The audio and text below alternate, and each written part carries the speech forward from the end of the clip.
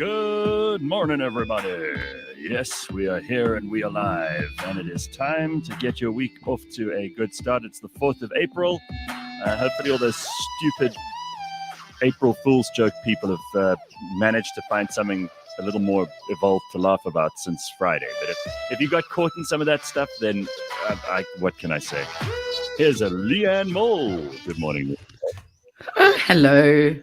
Was it your April Fool's joke to just not join the show on Friday? Was that part of your plan? Is that what you were? I was if that was the thing, then I was the fool, because when I opened my eyes and the sky was bright, that's when I knew the day was not right.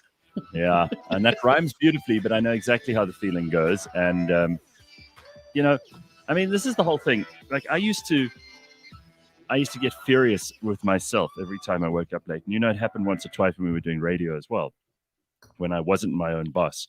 And I'll never forget management. This is when we were at 5FM at the SABC. And management saying to me, "We're not going to pay you for those first 15 minutes of the show because you were late." On the one day, because I invoiced that I'd done 3 hours of shows, and they were like, I "No, remember that. you did 2 hours and 45 minutes, so we're going to deduct that hour." And I was like, you know what, you guys, you can have your hour and you can go and fuck yourselves, because this is on not a cake. I mean, really, it happens. It happens. I get it. So if it happens all the time, that's a problem. But it happens when you start your day, and let's just go through it this way. And for anybody who's holier than thou, and they're like, "Oh, well, you guys have got a job to do. You got to be there at 6." I know we try to do that, and most of the time we do. With a tiny, tiny, tiny minority of occasions where we don't. Yeah. But if you're an office worker and you arrive and you clock in at like 5 minutes past 9, you don't have 100,000 people shitting all over you because you're like 5 minutes late. And yeah, that's the whole thing. It's so like being the president who's doing a family meeting. He's always late. And everyone's waiting, and no one else is seeing the other people who just pitch up 2 minutes late here and there. But also it depends on how guilty you feel, I think. There shouldn't be punishment for people who feel really guilty about it and self-inflict punishment. So that's an interesting way of looking at things. So in other words, you're saying you should only be punished if you actually feel guilty. Oh, no, you shouldn't. You're saying you shouldn't be punished if you feel guilty. I don't know. A lot of people might just say that they feel guilty so they can avoid punishment. If there was a machine that could measure it. Yeah. Well, if there was a machine that could measure that, we wouldn't need courts. Then we would just be able to strap people up to the machine and say, "Hey, listen, you killed that person." "No, I didn't." "The machine says you did. You're off to jail." Yeah. Well, lie detectors are there, but they have their faults. All right. Simpiwe says to me that there's no sound on the app. Huh? Everything's connected. Oh, no. It's all connected on my side, Simpiwe. I don't know what's going on there. Sorry about that. Yeah. All right. Well, let me know if we figure this out. Apologies if you've been listening on the app and you haven't heard anything for the last couple of seconds. We're going to be joined by Lebang. She is also just trying to find her camera. Hey, Lebang, what's up? Morning. All good. How y'all doing? Morning. You find your camera eventually? Those are some very, very white, very like Disney headphones that you put. Dude, I'm so embarrassed. I left my nephew in the study last night. So he was the last person in here. And he was like, I don't know if he was gaming or what. So the ones I usually used are gone. So mine are gone. And now I'm stuck with these Lord knows what.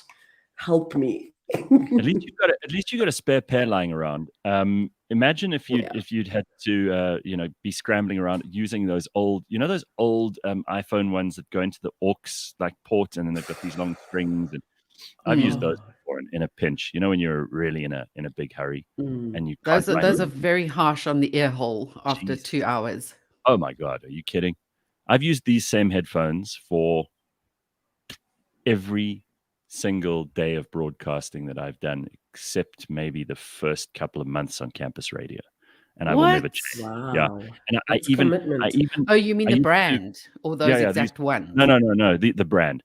I used to have to get Greg to try and source them from like wherever in the world they're still making them, and they changed the design, and I was furious. So we found a guy who'd like stockpiled about 10 of them, I was like, you're buying all of them, because if I don't have these, there's no show. So if I'm going to be doing shows for the next, I don't know, 10, 20 years. Is it a sound thing or a comfort thing? It's a bit of both. They Sony, yeah, they're called Sony Dynamic Stereo Headphones, MDR 7506. That's what they look like. They sound very important. Pretty much every day since I started doing this thing that with this thing we do. So, all right, let's get cracking. We got a lot to do this morning, and we've got a whole new week and a new month to get into.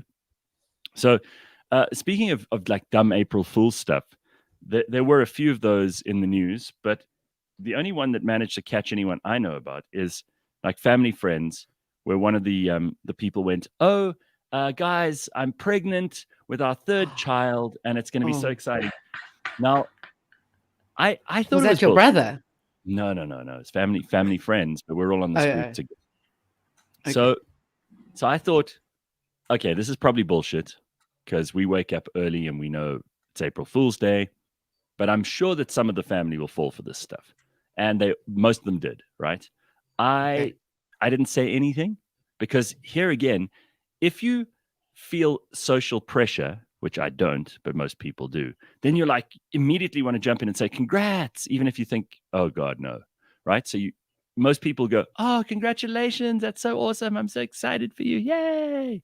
I just waited and waited and waited, and eventually it was April Fool's.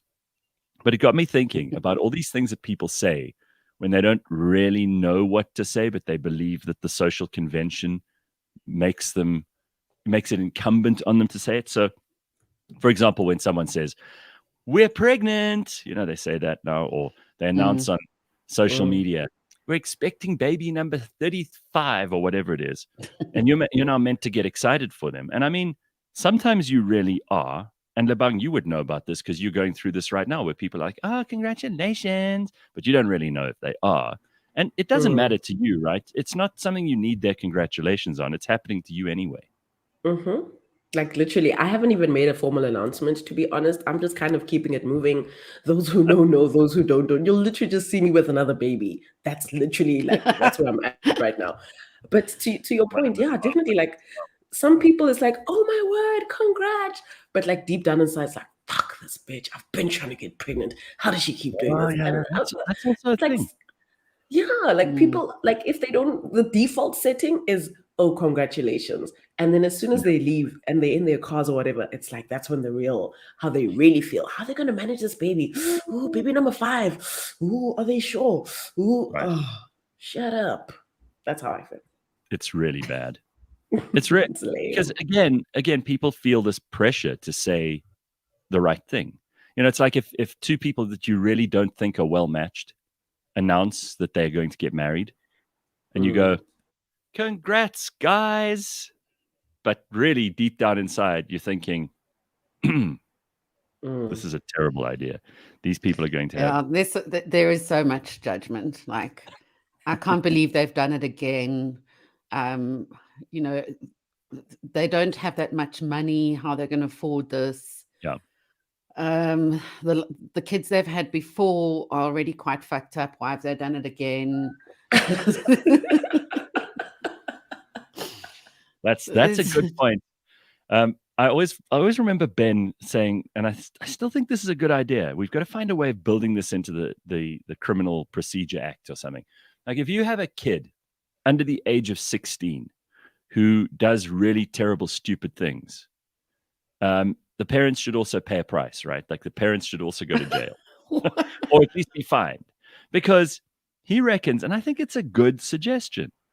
Like if you are a terrible parent and you raise this antisocial criminal child, that's a burden on all of society that you as a parent have placed on society. There should be some kind of, if your kid under 16 does something criminal, you have to pay a fine, as well as the kid having to do time or pay a fine themselves. And I still think there's a way. I don't know how. This is too complicated for me to figure out in terms of like the penal code or what kind of rules we would have to put in place. But I still think it's a good idea. Just something to throw in there this morning. I don't think Ben or you or I are in any position to pass some law like that or even suggest it. I'm not going to pass the law. It's just we an don't idea. know. We don't know know what it's like being a parent and having a child that just doesn't cooperate. I don't know if that's like the best idea. Like I see it on paper, logically, it would probably do wonders. I just don't know if it's gonna pass or if people are even gonna like consider it. Well, Quentin says here the hardest thing is when you're on Facebook and you see someone that you know has an 18-year-old child who's just fallen pregnant, and everyone is like, such a blessing and congrats, so exciting, etc. But at 18, they're probably still in school. Tracy says, I gave a friend who's expecting her fourth baby a packet of condoms. That's rude. That's so rude. That's good. I like that. Keeping in business. Okay. Well, look, I mean, she must be a really good friend for you to do that. Gail says, I recall one of your last radio shows where you said people should need to write an exam before they have kids. I didn't say that. Someone else on the show did. because here's the problem, right? I'll tell you why I don't believe that. Because the government ultimately will be the ones who decide. Now, I don't think that politicians should be telling anyone on earth whether they can or can't have children. No, I just I was at a family gathering yesterday, and there were 4 children the same age, all 2. Mm-hmm. And sounds like fun. It was there were 3 of us who were childless, and we were sitting in the corner smoking and drinking wine. But it's a different world. I can't judge. I can't say anything except for the fact that I'm so glad that I get to come home, say to my cats, should we watch some Netflix, pull out a duvet, not eat dinner if I don't want to, eat dinner at 11 if I want to. Mm-hmm. And just, no one's asking me questions about why aren't you in bed yet? It's just, it's a different kind of freedom, and I really love it. I'm very glad with the decision that I made. Don't lie. You didn't make the decision. Just no one wanted to have the kid with you. Come on. What if she actually chose to not have, it's okay if you. I really did choose not to. Yeah. No, I know. I just like throwing that one in there, just like the people who say, "You're having another child to Lebang." It's the same people who will say, you didn't choose to not have children. You just didn't have the opportunity to. You're never going to be. You're not a woman if you haven't been a mother. Right, those people. So tired. Mm-hmm. No, but you're definitely right, and I think what you chose obviously works for you, and to each their own, which is literally my motto. Last night I had unexpected visitors at the house, and literally as they arrived, my 8-year-old came downstairs, my 2-year-old came running out of the bathroom, and my 1-year-old was following her. So it was this moment of chaos that I absolutely had no control over. On one end, I'm trying to greet my guests. Oh, hey, thank you for coming. My boyfriend has run upstairs because he's on the phone, so it's on me. My kid is like, I need the toilet. My other kid's like, let me show you my Rubik's Cube. I literally had this moment of who fucking saw? And I just had to okay, cool. One at a time, then I dealt with them. Eventually, they all went to bed. And I kid you not, as soon as they left, what I said to my guests was, it's something's missing in the room. When they hear that chaos and that manic is just too much for me. And sometimes I get overwhelmed. But when they aren't there, I'm like, no, man, something's wrong. I'm disconnected suddenly with the room, and I feel alone because I'm like, where are my children? So on the outside, it does look like, oh my gosh, no, I'd rather just sit in the corner, drink my wine and smoke my ciggies rather than run around and have to change nappies. But once you're in there, you're so deep in and you're so committed. Yeah, no, completely. These parents were in their element. And what I love seeing is how equal the mom and dad roles are. That's just fantastic to see. Yeah. I mean, the one dad ran through the kitchen while the rest of us were cooking. He's like, open the gate. I need to get to the car. There's a poonado. Oh, wow. He had to go and get nappies and clothes. Love that. Okay. There was one of the kids had spilled over a bowl of peas because they like to eat frozen peas.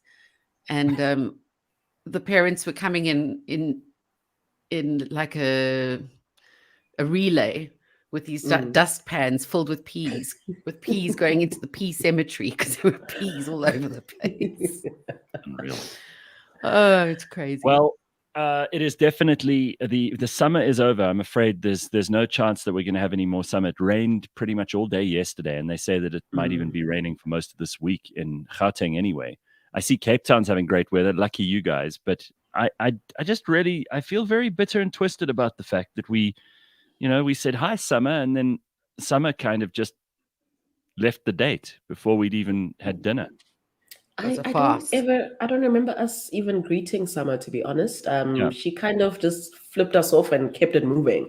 At no point did we truly experience the real brunt of what summer is. It's all just been an April Fool's joke, really. I mean, we've gotten a little bit of sun here and there, but nah. Barely. And don't get me wrong, I like the idea of waking up in the rain. That's always been one of the things that I like. And this morning it was raining when I woke up at like 5. And I thought, this is nice. But I think we're going to have a very cold winter too. That's the prognosis that's being spoken about by all these meteorologists. And I don't know if I'm ready for that. So let's leave that where it is. A couple of things to get to this morning. Apparently, Leigh-Ann, you had a Nigerian scammer who tell us. I did. So I've been selling quite a few things online. I've never done it really much. I don't think ever actually. I've been using Facebook Marketplace and I've been using Gumtree. Because of the move, I gathered a whole lot of things and thought, why do I have these things? I don't need them. A lot of things I've bought that still have the label on that I just never returned. So I have about 30 ads running at a time. One is for a sewing machine that I used once. So it's like pretty much brand new and it's going for 2,000 Rand. And are you trying to advertise now? Are you using this show place to advertise? This is a sale. Yeah, this is advertising.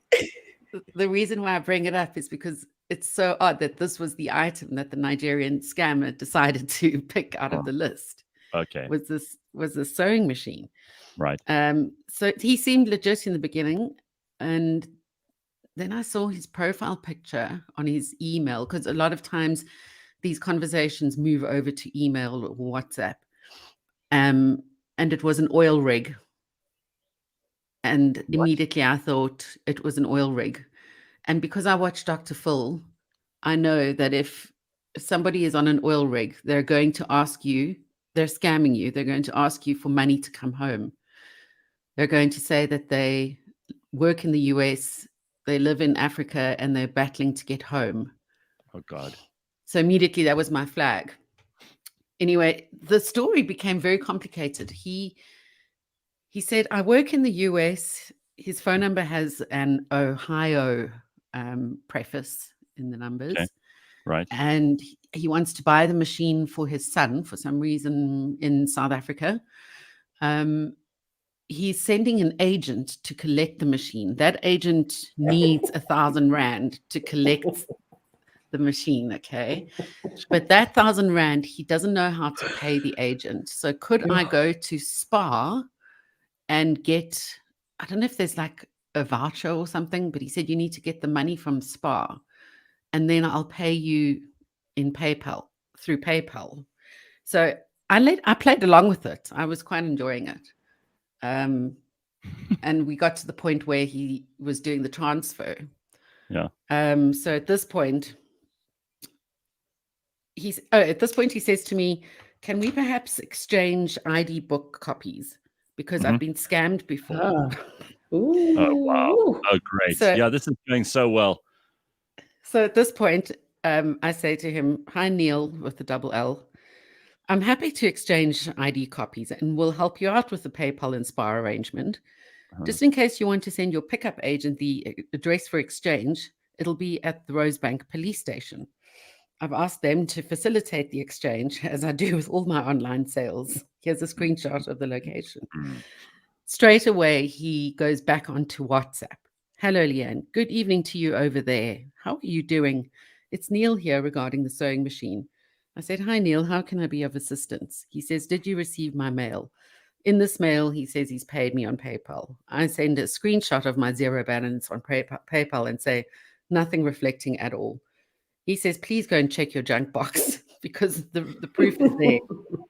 I'm like, I said to him, no, why don't you send me a screenshot of your proof of payment?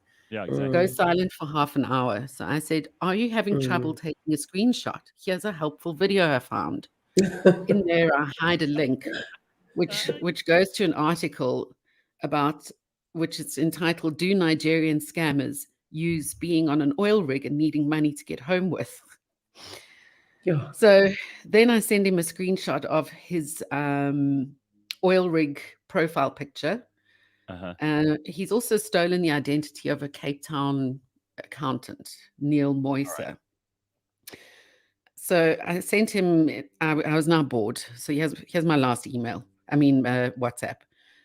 I said, another helpful tip. The oil rig vibe is very outdated, totally synonymous with Nigerian scammers. Perhaps you've missed out on the 500 episodes of Dr. Phil. Friendly advice, you need to aim higher. Heard of the Tinder swindler? Heck, if I was ever so cunty, I'd look to him for inspiration. Change the story up, keep it fresh. Lord knows you have enough time on your hands to conjure up a little something special. To confirm, rigs are out, a dead giveaway.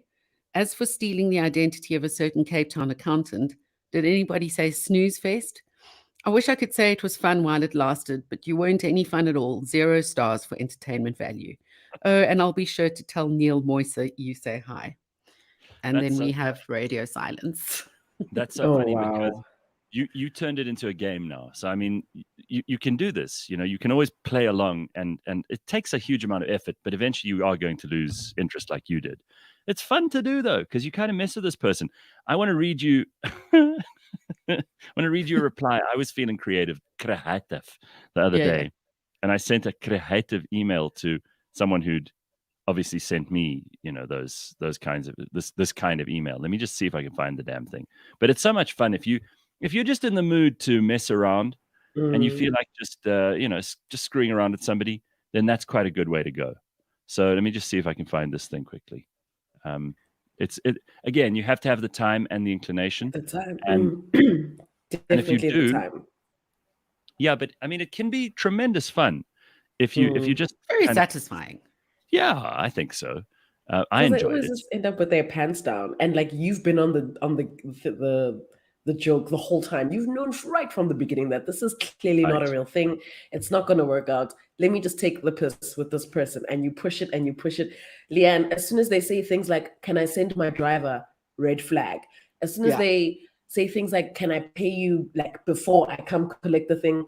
Red flag. Like I've been using Facebook Market for years and it's been relatively good to me, but I've had to learn the hard way, like when to kind of know that, okay, this isn't real. But as soon as you realize that, oh, this is just some sort of trick, you just have all the fun in the world because they think, I've got them right where I want them. Little do they know they're dealing with a crackhead who's got time on their hands. So, we're just going to have fun with them like for hours. So this is what aren't aware of that. So I get this email from Helen Johnson, okay? And then the email address is like Sveta boyarin02@gmail.com. So I'm like, okay, this is clearly bullshit. So anyway, I go, hey, Helen, what a nice surprise. I haven't heard from you since we met at the strip club before COVID. Wow. That was a big... By the way, you still owe me 44,532 Rand 50 for all the champagne you bought. I paid the bill because you remember you passed out in the booth. If you can pay me back, that'll be great. I don't want to have to call the strip club and get the gangsters who run it upset again. Last time they beat that poor Corsican man to a pulp in the alley. You remember that. The poor guy still walks funny.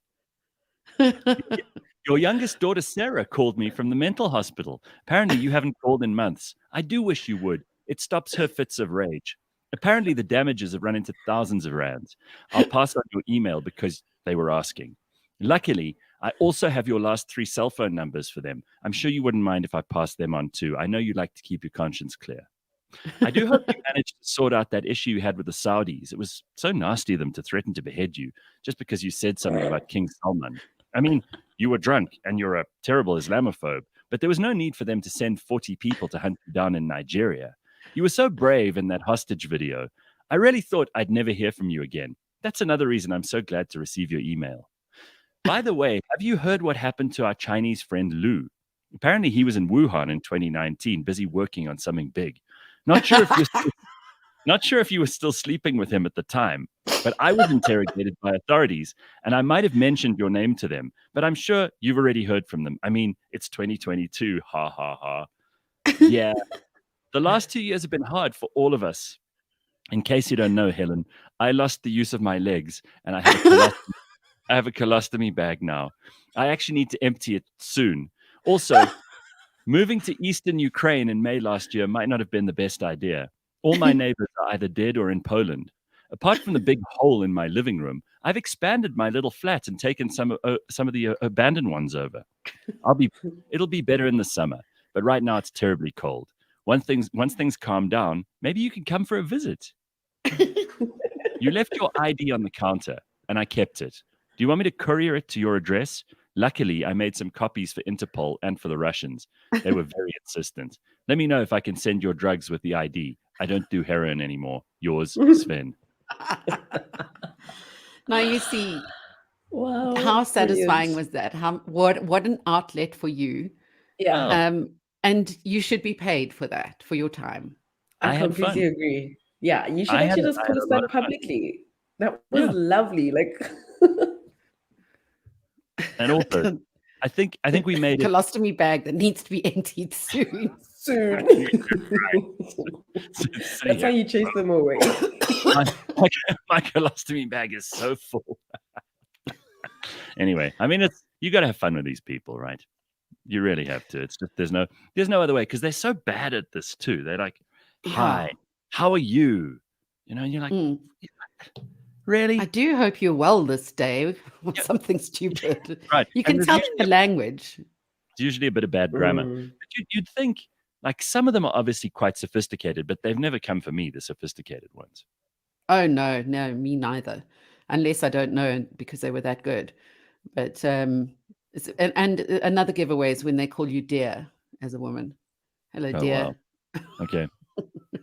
But apparently there Red are also flag. there are a lot of really dodgy people here in South Africa, and these marketplaces, and especially things like Gumtree and all the rest of it. You do end up with really dangerous and terrible scammers who've ripped people off, and some people never get the things that they paid for, which has Yes, happened to all of it's us. the other way around as well. You and I have had that too. So this is going to happen. It's part of in every market they're going to be scammers and fraudsters Yeah. and liars. And I mean, sometimes you get really good people. I mean, I sold a garden shed for 10,000 Rand, which I couldn't lag off to the police station as a meeting point. So I had to suck it up and be brave and give out my home address. And the guy pitched up with his son to dismantle this thing. And he was such a nice guy. We struck up a conversation. He paid before he even touched the thing. I feel like I made a friend. And then the stupid sewing machine, I did find another buyer. So yesterday I said I would meet them because I was a little bit sus. I said I'd meet them at the Shell garage next to the spa. Because I know that the security companies hang out there. Okay. And when they got there, I opened up the boot and they looked a little disappointed. And I said, it is brand new. I opened up the packaging. And she said, no, I was replying to the ad about the Wi-Fi extender, not the sewing machine. Oh my God. But because I could see she was so trustworthy, I popped her in my car, drove her home, got the Wi-Fi extender and did the deal.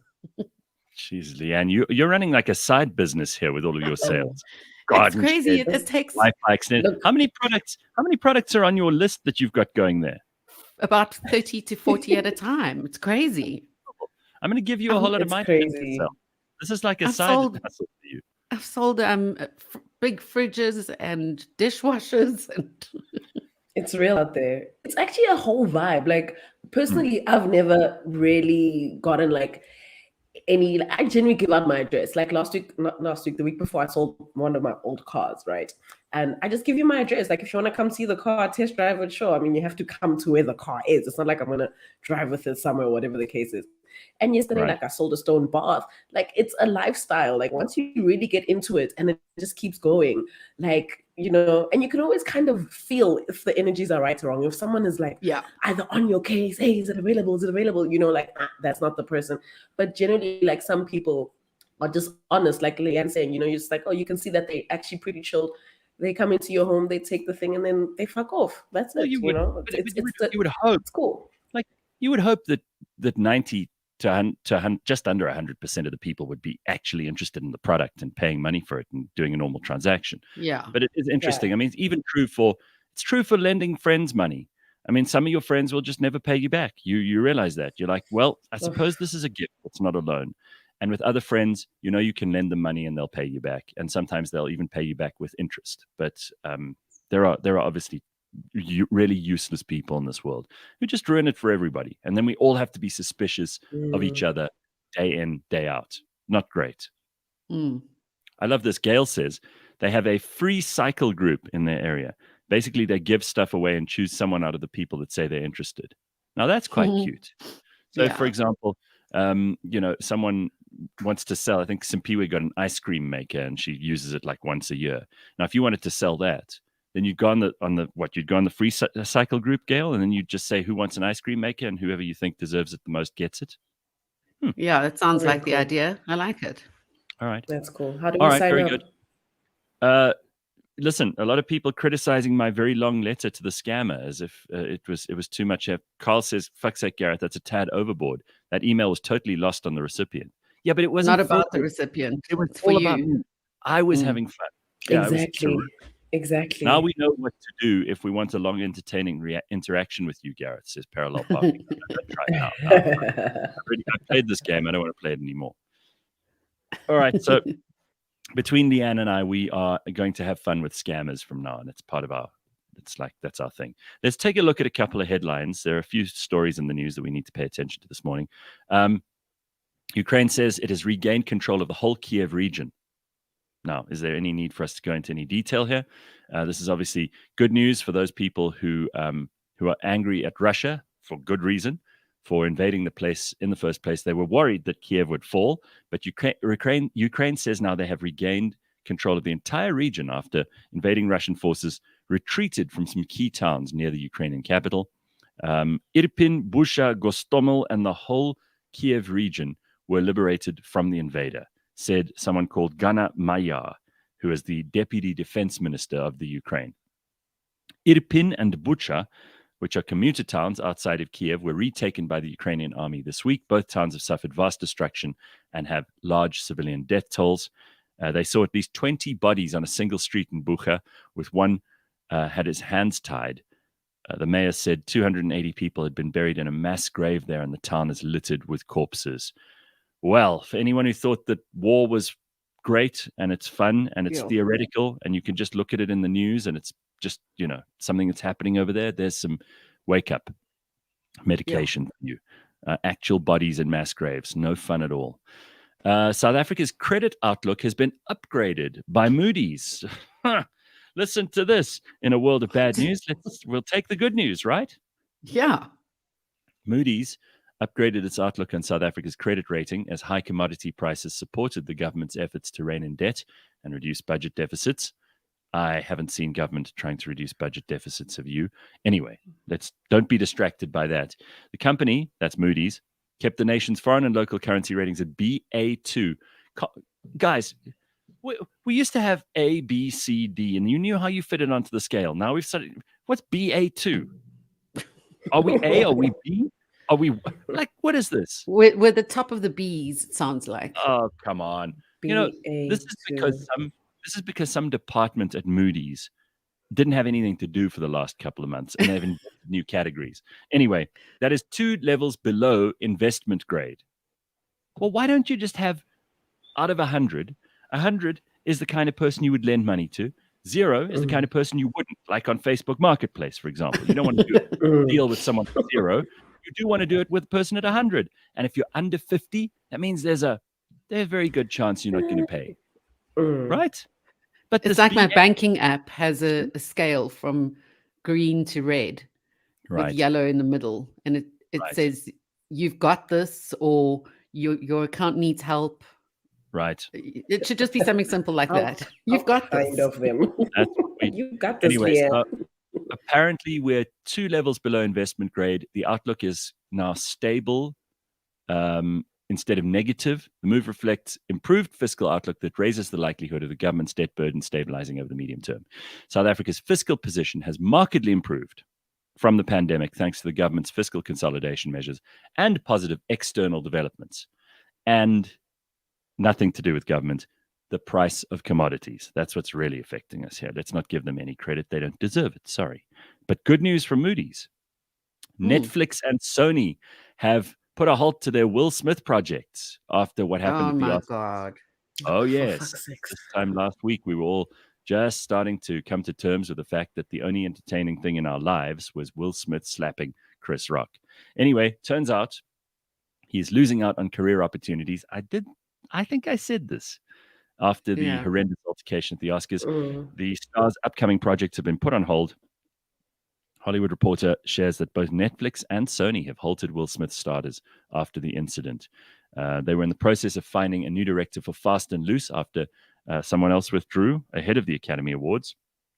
Smith was to play a crime boss with a memory problem in that movie. Sony is also putting the brakes on Bad Boys 4, which had been gearing up ahead of the awards show. Okay, but that's good news. That's good news for all of us. Okay. There's no need for Bad Boys 4. There was no need for Bad Boys 3. That one I'm willing to accept. All right. Okay, fine. Lebang being very nasty and negative about some people's favorite movies. All right. So here's interesting news. There are people who find this stuff interesting. When you get the first woman to do this, you get the first gay guy to do this, you get the first trans person to do that. Some people get excited about this, so I'm not going to leave it out for those people who think it matters. But the tiny republic of San Marino, which is, it's a tiny little place that's completely surrounded by Italy, has ushered in the world's first openly gay head of state on Friday, with equality activists hailing it as a historic event. There have been openly gay people in charge of countries throughout history. Not saying San Marino aren't going to be entitled to celebrate. You guys go ahead. I'm sure it's very, very exciting for you. But Paolo Rondelli, who's 58, is one of two captains regent elected by the legislature who will lead San Marino, which only has 34,000 people in it, in the next 6 months, according to the tradition. Is he the only gay in the village, though? I don't think he's the only gay in the village. But he's got a big bushy beard. And he, as I said, is 58 years old. So he gets to be the new boss of San Marino and is the world's first LGBT head of state. So there we go. If you're excited about that, there's some news for you this morning. First openly, because I'm sure there were many before him. Oh, yeah. Yeah, plenty. I think the word here is openly. That's the X factor here. Right, there we go. Good point, well put. And former Minister Batabile Lamini has got a slap on the wrist and a 200,000 Rand fine. So, again, if you are caught, I don't know, stealing bread or dealing weed, you will go to jail and you will spend a lot of time in jail, and jail is shit, as we were discussing last Friday. But if you're important and politically connected, you'll just pay a 200,000 Rand fine, which, by the way, is probably what she earns in 2 months as a minister. Or formerly as a minister, she gets that as part of her retirement package, but she's also the ANC Womens League president. So it's not going to be too difficult for her to pay this. 200,000 Rand is not a huge amount to her. Yeah. So she does have the option, though, if she wants to, of going to prison for 4 years. But I think she'll find the 200,000 Rand. What do you think? Oh, she will. I didn't even know we still had an ANC Women's League, firstly. Secondly, she will find that money, bro. It will fall out the sky and she will locate it. And literally, as the article says, slap on the wrist. That's exactly what it is for them. That's nothing. Well, after sentencing a few members of the ANC Womens League who were there at the court to support Lamini, they were seen crying, while others were heard saying, "It's done. We're done." Oh, no. Yeah. So dramatic. Not the renter crowd. Yeah, the renter crowd. And her supporters included former Mkhonto Sizwe Military Veterans Association spokesperson Carl Niehaus, who can't resist being at the trial of some rotten ANC person and then being their cheerleader. This is his favorite thing to do. This is his whole life, Carl Niehaus. And also ANC Northwest chairperson Supra Mahumapelo, who's also been kind of found guilty of all kinds of dodgy and dirty dealings. So these are great people to be supporting you. Also, former President Jacob Zuma's daughter, Tutukile Zuma. So there we go. All right, very good. Nice people. At least there are nice crowd. There's a crowd that cares about Batabile Lamini. So I don't feel so bad now. I'm not. I don't have to hold up any placards for her, right? Yeah, it's all sorted by the best of the best. Well, interestingly enough, I mean, here's the part of the sentencing that people should pay attention to. The judge said that Lamini had held an important position in society while she was Minister of Social Development, and that thousands of social grant beneficiaries looked up to her. She also said Lamini had not shown any remorse for her action, and that this is the biggest problem. You know, if you show a little bit of remorse, they usually... It's that guilt thing I was talking about. If the machine could measure the guilt you feel, the lesser the sentence will be. Right. A guilt machine. Leigh-Ann, get cracking. You've got all these appliances lying around that you're selling. Try and make a guilt machine. Yeah, use them. Like, I just thought of maybe having a truth brush. when you use it, it has an indicator on it. Today. Good idea. You know how valuable a toothbrush would be in the world? You know how much good you could bro. Anyway. With a little indicator that turns green if you're telling the truth. Right. So Carl wants to start something. I think this is probably a very good idea. He's going to start a website similar to the Good Things Guy, where he celebrates all the male firsts, like the first man to win the World Sewing Championships, etc. Do you think it will be popular? No, it won't be popular, but it'll be very interesting. I think you should go for it. Actually, Moonchild is correcting me on Batabile Lamini. According to the actual judgment, 100,000 fine with 100,000 suspended. So it's even less than we thought. There we go. Sanela is just commenting on your rude comments about Bad Boys. Bad Boys 3 was already a stretch. I mean, they even tagged it in Bad Boys for Life. What would they tag in Bad Boys for Death? These are fair points. These are fair points that are being made by the audience, Gareth. So, right. Okay. Fair enough. I just think there's no need to be so mean first thing on a Monday morning, Lebang. Yeah, sure. All right. So we've got Dr. Hanan in a second or two, and we try to solve actual problems that people are really going through. People have all kinds of issues that they're trying to deal with. All of us have issues. Leigh-Ann, Lebang, and I have often talked about our issues that we have, and we've got Dr. Hanan here, he's our live-in shrink, and he comes in once a week, and he is able to help us with all of the stuff that we're trying to make it through. And sometimes it's easy, and sometimes it's really, really difficult. But this morning is another excuse for us to get Dr. Hanan on. It's called It's Going to Be Okay. And here he is, Dr. Hanan Bushkin. How are you, sir? Hey, guys. How are you? Good. Listen, we were thinking this morning about all kinds of creative ways of finding out whether people are guilty and how you can identify a scammer and all of this stuff. But it's not our day to bring our problems to you, because also if you started with any of us, with me, Lebang, or Leigh-Ann, you'd be busy for weeks, and you wouldn't have patience. It'd be a horrible situation. So, Doc, I'm going to bring on Willem, who actually sent us an email. Let me just quickly read a bit from this before I bring Willem on. He said, I'm sometimes plagued by fears or feelings of dread about things in my life, mostly things that have little or no chance of actually happening. Socially, these negative thoughts can also hinder me, making me extremely self-aware at a party or a gathering, and it leads to me drinking too much. The really irritating part is that these thoughts are like a switch, and when it's turned off, which is most of the time, I'm a very positive, fun, happy, witty, confident person. But when I go into this paranoia, I'm just paraphrasing him here, all of that disappears. I don't think it's a self-confidence thing, because I do like who I am, and I like working on myself. But these negative thoughts really hold me back in life. Is there a practical way to counter these thoughts? And I don't think Willem is alone. This is probably true for a lot of people, these negative thoughts that creep into our minds. You know, the feelings of dread about stuff that it just isn't even likely to happen. So I'm going to bring Willem on, and maybe he can give us some context for this too. Hey, Willem, how are you? Hello, Gareth. How are you doing, dude? Good, well, thank you, and you? Excellent. I thought you wrote it all. You wrote it all down beautifully. But is there anything you want to add before we get Dr. Hanan to kind of address this situation? I just want to hear, is my sound all right and Yes. everything? Yeah, your sound's fine. You see, I solved that problem already. One problem down. Okay, okay. Yeah, thank you. Now, I'm a big fan of the show. Good. Well, it's nice I to just have want you to say. All right. No, it's just. Tell Dr. Hanan what the problem is here, because I mean, your email pretty much laid it out. But is there anything you want to put on top of that? Yeah.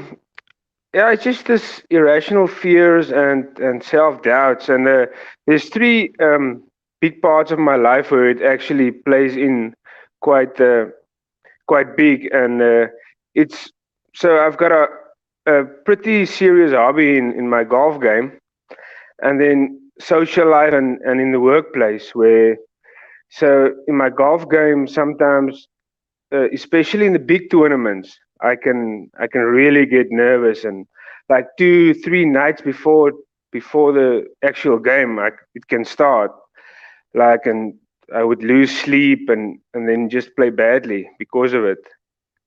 And yeah, social life also, like, I would be in a situation and just suddenly get this weird feeling that, the people, maybe they don't like me, or somebody don't like me at the party, and it's just a weird feeling, and it just takes over. It's not a small feeling, it's this pressure on my chest, and my brain I just lose all concentration of what I want to do or whatever.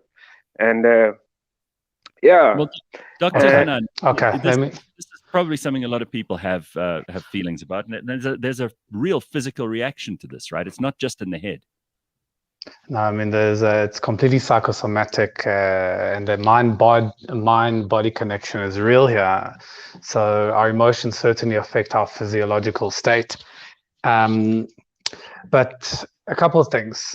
So this whole notion of self-doubt, or I don't know if you've heard of this, imposter syndrome. Imposter syndrome is the moment when we have thoughts of self-doubt, we feel that we don't belong, that we're not as good as, we're going to be caught out any moment, we feel like imposters. I want to tell everybody that everybody has it at some point.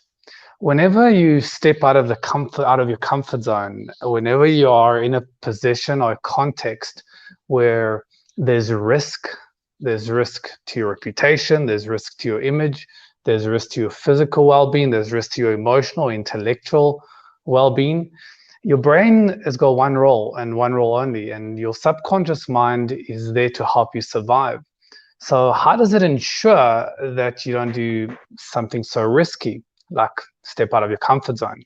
Well, the only way to do it is to create enough self-doubt so that you don't do it, so that you stay within your comfort zone. So your brain is constantly the whole day just monitoring whether you're in your comfort zone or whether you're out of your comfort zone. And when you're about to do something as silly as stepping out of your comfort zone, your brain has to act, and it has to create enough self-doubt, enough imposter syndrome, so to speak, in order for you to get back in your comfort zone.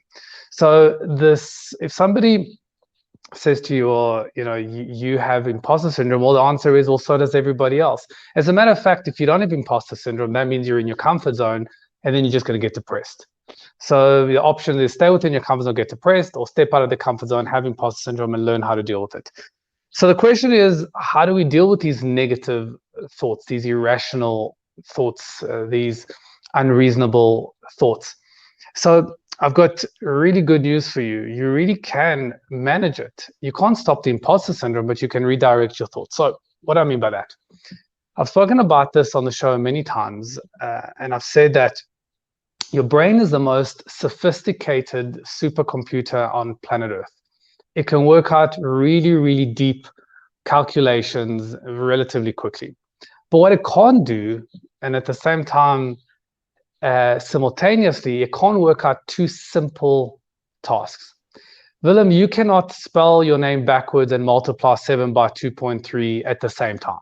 You just cannot do it. Your brain will not allow you to do two simple tasks at the same time. And whilst your brain is the most intelligent thing on earth, it's actually very silly and very simplistic on the other hand. And we can actually use that to our advantage. because your brain cannot do two things at the same time, two simple things at the same time, only focus on one, you can direct your brain to focus on things that you can control as opposed to focus on things that you cannot control. So I've used this term before. I call this the law of focused intent. And what I mean by that is, again, I've used this analogy. Willem, if I say to you, if you drive to my office and as you arrive, I ask you, how many red cars did you see on the road? And you would say, well, I can't think of any. Well, second option, well, I'll say to you, listen, on the way here, please be aware of all the red cars on the road. How many you'd see then? Well, on the way here, you'd probably pick 30. It's not like you attracted 30. 30 were always there. But the fact that you were looking for it, you were intentional about it, your brain focused on that and picked it up. What you're aware of and what you're intentional about comes up into consciousness. Now, so you arrive and you say, I've seen 30. And then I say, well, how many blue cars did you see? Well, you will go, well, oh, I wasn't looking for it. Your brain can only focus on one thing at a time. So let's even take your golf example. You're an avid golfer. If you are about to hit a shot or I don't know, make a putt or whatever it is that you're doing that creates anxiety, you can either focus on, well, what happens if I miss? And your brain will naturally, I mean, there's an incredible amount of risk to your reputation. I don't know whether there's money involved or maybe a certain social element to it. Or you can focus on the next step forward. That's why I'm always such a big fan of having frameworks. Probably the most common word that I use in my practice is framework or blueprint. Because the moment you have a game plan, a framework, a blueprint, the next step, now you can focus on what you have to do next, as opposed to focus on what you have to lose or what you have to risk. Now, it is a skill that you got to learn. It's like riding a bicycle. So the first time you get on, you're like, oh, I can't do this. The second time, I can't do this. But as you practice more and more, you'll be able to figure it out and it will become like second nature, muscle memory. But the rule is, the more you focus on what you cannot control, the more that becomes your world.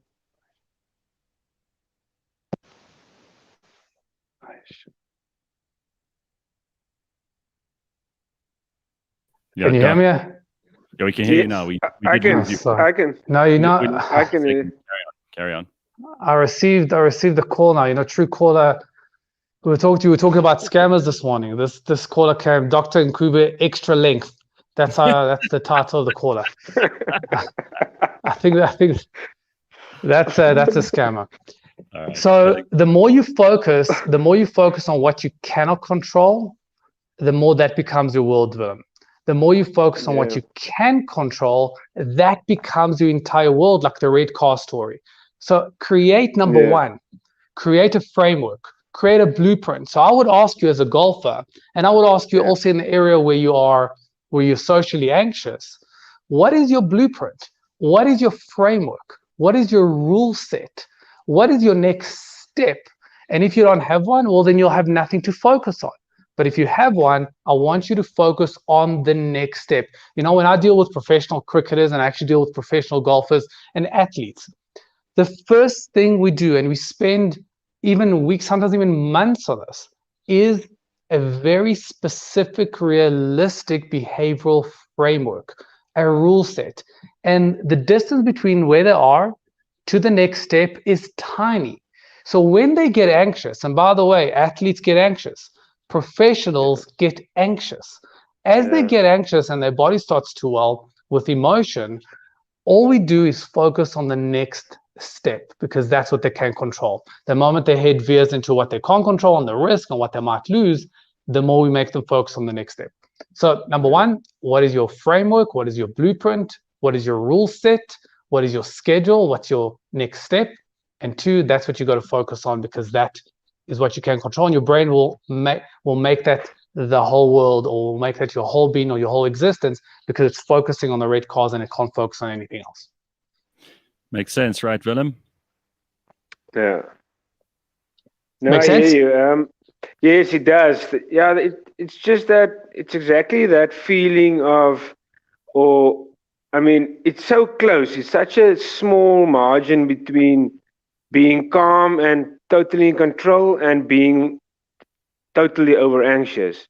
So it's, yeah. But I want to tell you something. This is very important, Willem. Being calm doesn't mean that your body's not reacting. Your body can react like a roller coaster, but you can still remain calm. Think of top athletes when they're about to perform, whether it's on the pitch or on the golf course or at a race.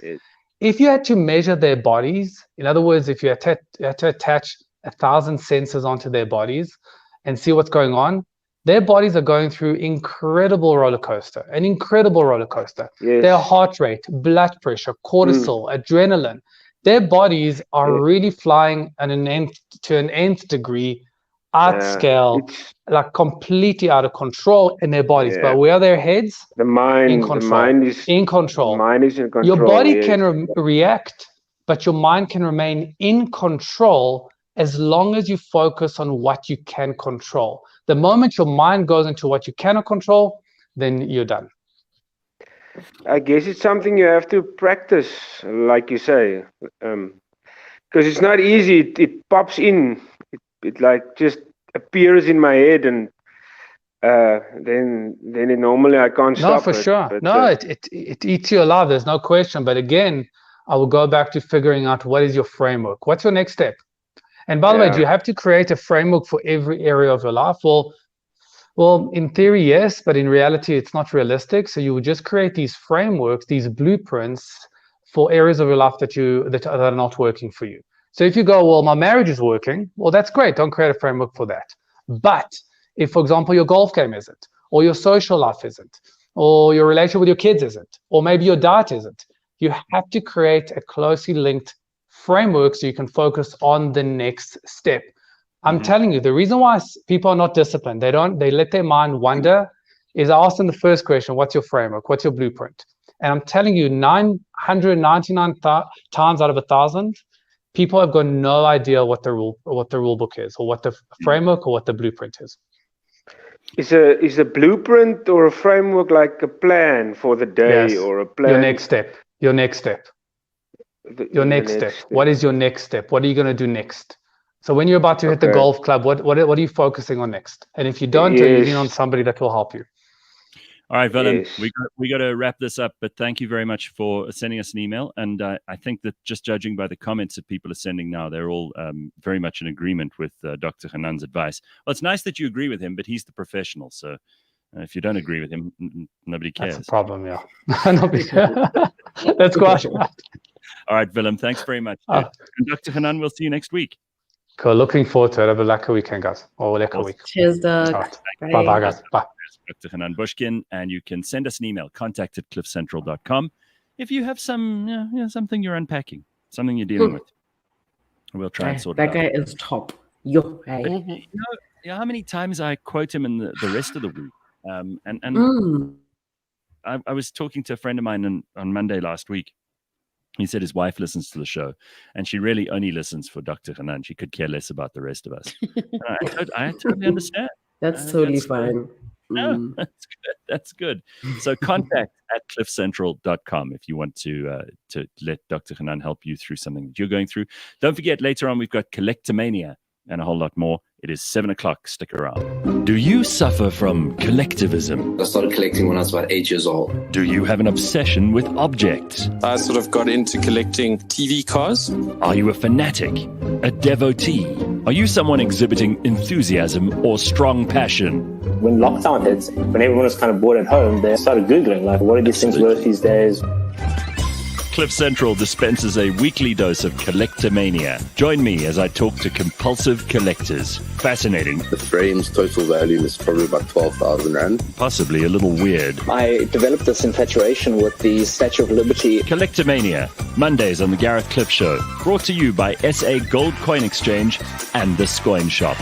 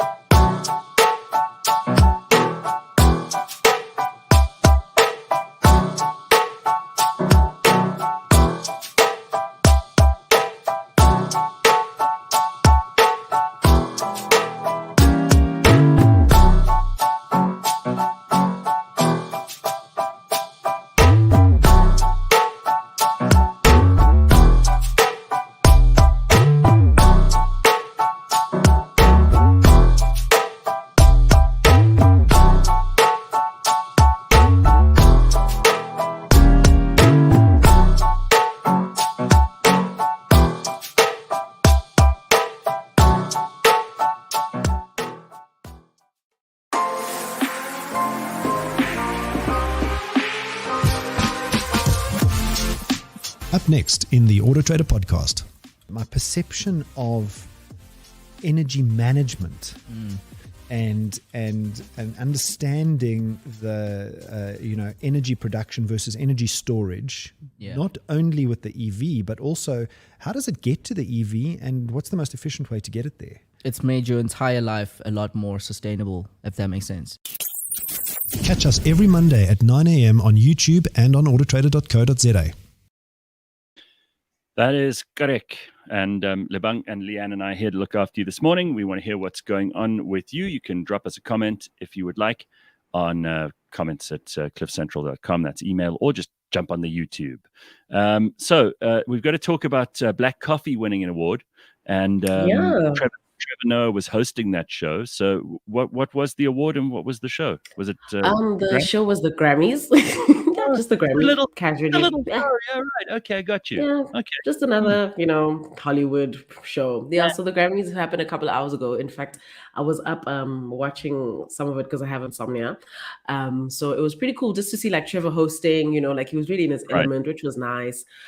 Black Coffee won the award for, I think, Best International Dance, which is really cool for him. I know the Ladysmith Black Mambazo also won an international award. So it's just nice to see like South African, artists in their element and really like taking the stride. It's just, I hope that young kids out there who look up to these people are encouraged and are like motivated to just keep going, because ultimately that's what it is, I also saw the Ukraine president had like a speech in there where he's like, help us, blah blah blah, which was it's the Grammys, so I guess they need to do something. I'm impressed though that they didn't put on some huge thing to make them trend, or have somebody sitting here and sitting in that corner to beef with someone. I'm just glad it was an award show. People got their awards, and no nonsense, right? We're just tired of nonsense, right. And we're still talking about it. They didn't need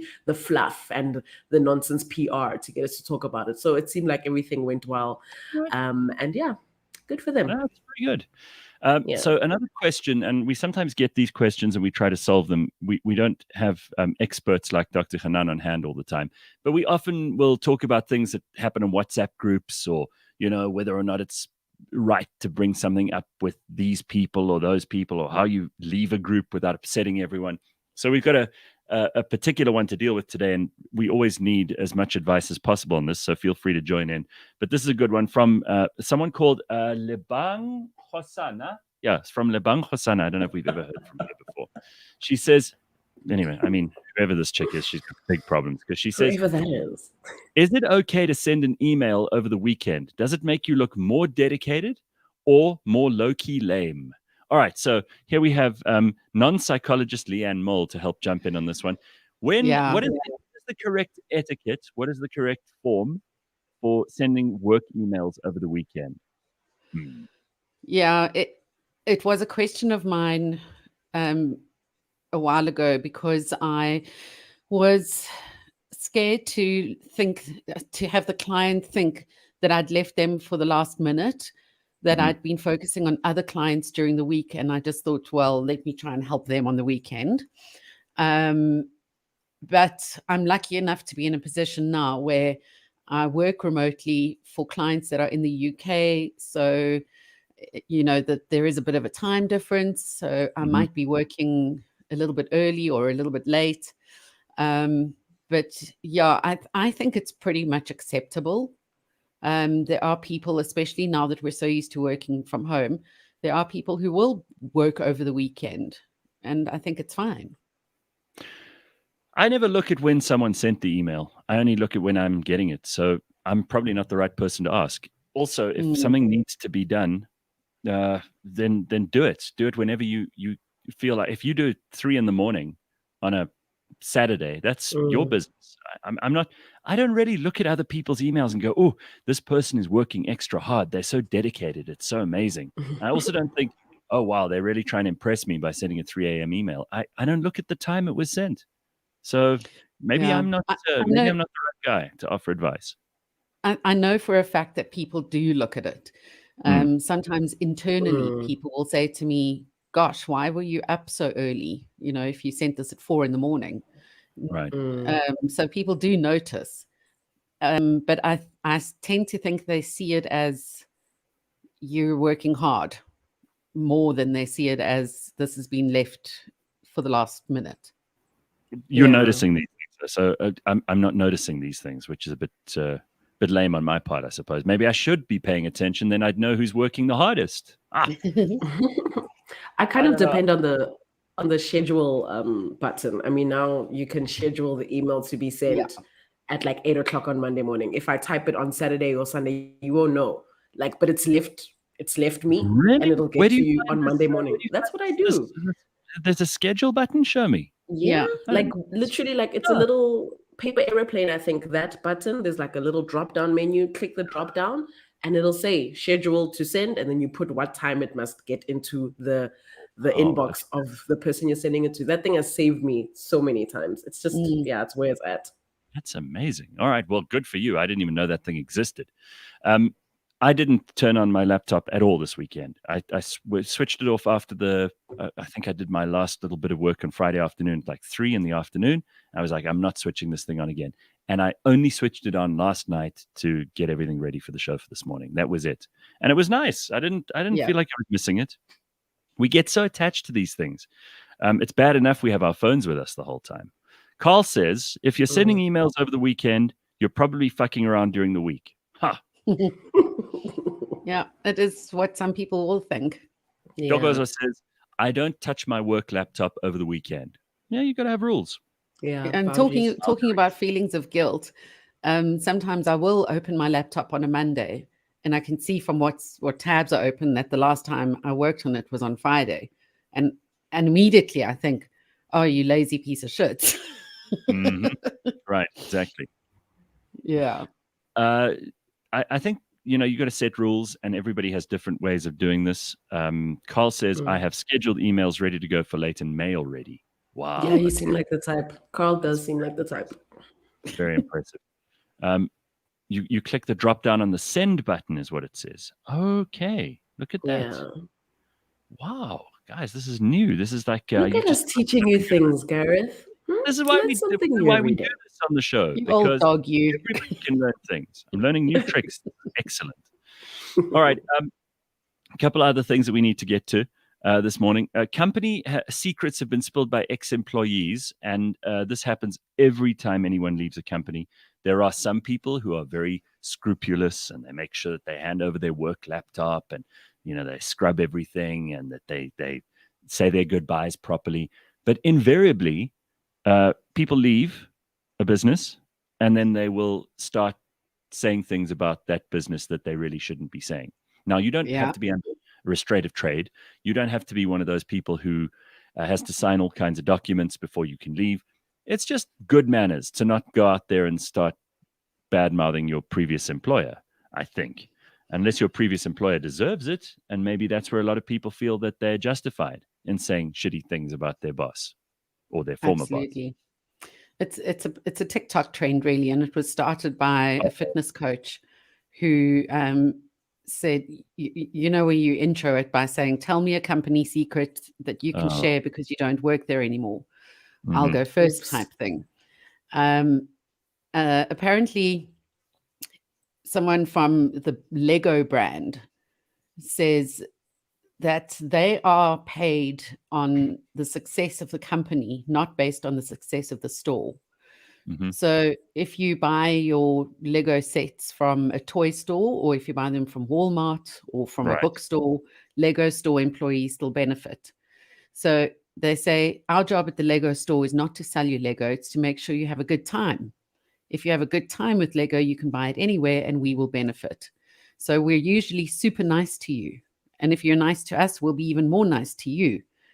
Nobody cares how much money you spend at the Lego store. The only thing that matters is how nice you are. So that wasn't too harmful.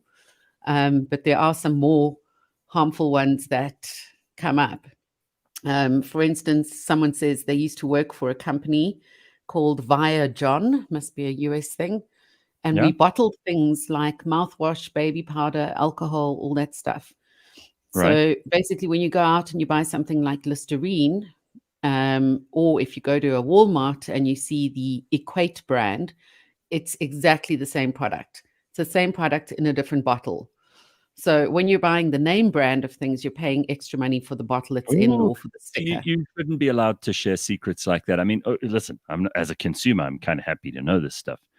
But I don't know. I think a lot of people just don't, they don't have boundaries. It's the same as those people who will send emails at whatever time of the day or be happy to receive emails at any time of the day that don't draw the line. This is work time. This is home time. Those are the same people who are like, I can tell everybody everything that I did in my previous job. It's just... Yeah, it's an outlet, really. Exercise a little judgment. And I hate that there are these channels that are like, hey, why don't you share a story about a company now that you don't work there that you couldn't share before? It's like you're asking for trouble. It's like you're asking people to pour their hearts out. It's such a crooked way of doing things. What if I said... Let's be grateful. I mean, this one, for instance, says, I worked at the largest social media company in the world. Let's call them Smacebook or Veta. I worked in advertising operations. And yes, they are listening, they say. Yeah. Yeah, that's important info. Yeah. On one end, we don't want to know this, right? Because ignorance is bliss. Like, sure, we talk about it and we laugh about it. Like, yeah, they're definitely listening in on us or whatever the case is. But on the other end, when I bump into these stories, and it's like usually stuff that happens at restaurants, like behind the scenes. Like, if you thought that burger was fresh, well, news for you, honey. That burger is like 4 days old. They just resourced it or whatever. I'm quite happy to know that, because now I'm like, okay, scratching that off the list of restaurants to eat at. So on one end, yes, they should be talking about this, but if anything, we should just be taking this information and using it to our own benefit and just keeping it moving. That's literally it. Okay, so you mentioned this just this weekend. I'm on a group, a WhatsApp group, and this one friend of mine says he's just started, like he's found this. I think it's a subreddit or something, where people share their stories about stuff that they've done to customers in restaurants. So, for example, the waiters will admit that they spat in someone's food, or that they, they rubbed their genitals on someone's steak or whatever. And he's now addicted to this thing, so he's watching it, and he has this theory that if he added up all the amounts of other people's bodily fluids that might have been in his food, he reckons he could get to like a full cup of whatever it was. Now, have you ever thought about that? That is salty. That just sounds overly flavored. Like, right? I didn't ask for this flavor of steak. What is this? Pepper steak mushroom? What is this? Ew, so, I mean, ew. Think about it. That would be, if waiters are anonymously doing that it could be interesting to watch, as long as it's in another country and it couldn't have been you, right? Otherwise, it's gross. This person says they used to work for Starbucks. Oh. And they write your name on your coffee cup, and sometimes it's spelled incorrectly, but they do that on purpose. They get told to spell the name wrong because people will take photographs and do free advertising for you. Basically, they'll put it on social media. Makes sense. If you're rude to your barista, they'll give you decaf coffee. Tastes the same, but you're just not going to get the coffee kick that you need. If you're kind to your barista, you're going to get stuff knocked off. They won't charge you for the extra shots. They won't charge you for the extra syrup. Oh, there you go. If you look for the person with the black apron, they're the coffee masters. They've been trained to make beautiful coffee. They know what they're doing, and they'll make it expertly. So if you're nice to them, you'll get a really good coffee. This is good information. Okay, I love this. This is really cool. This is like those people who put up those blogs about how you get the best seat on an airplane, or how you should pack your luggage. There's some really useful. They call them life hacks. Like, everything is a life hack now, but these are the things I like. And if you can, for example, figure out that the guy with the black apron on in the Starbucks, that he's the coffee master, and you ask him or her to do your coffee, you're going to get it slightly better. Or if you're nice to this person, you might get this instead of that. That's useful info. I like that.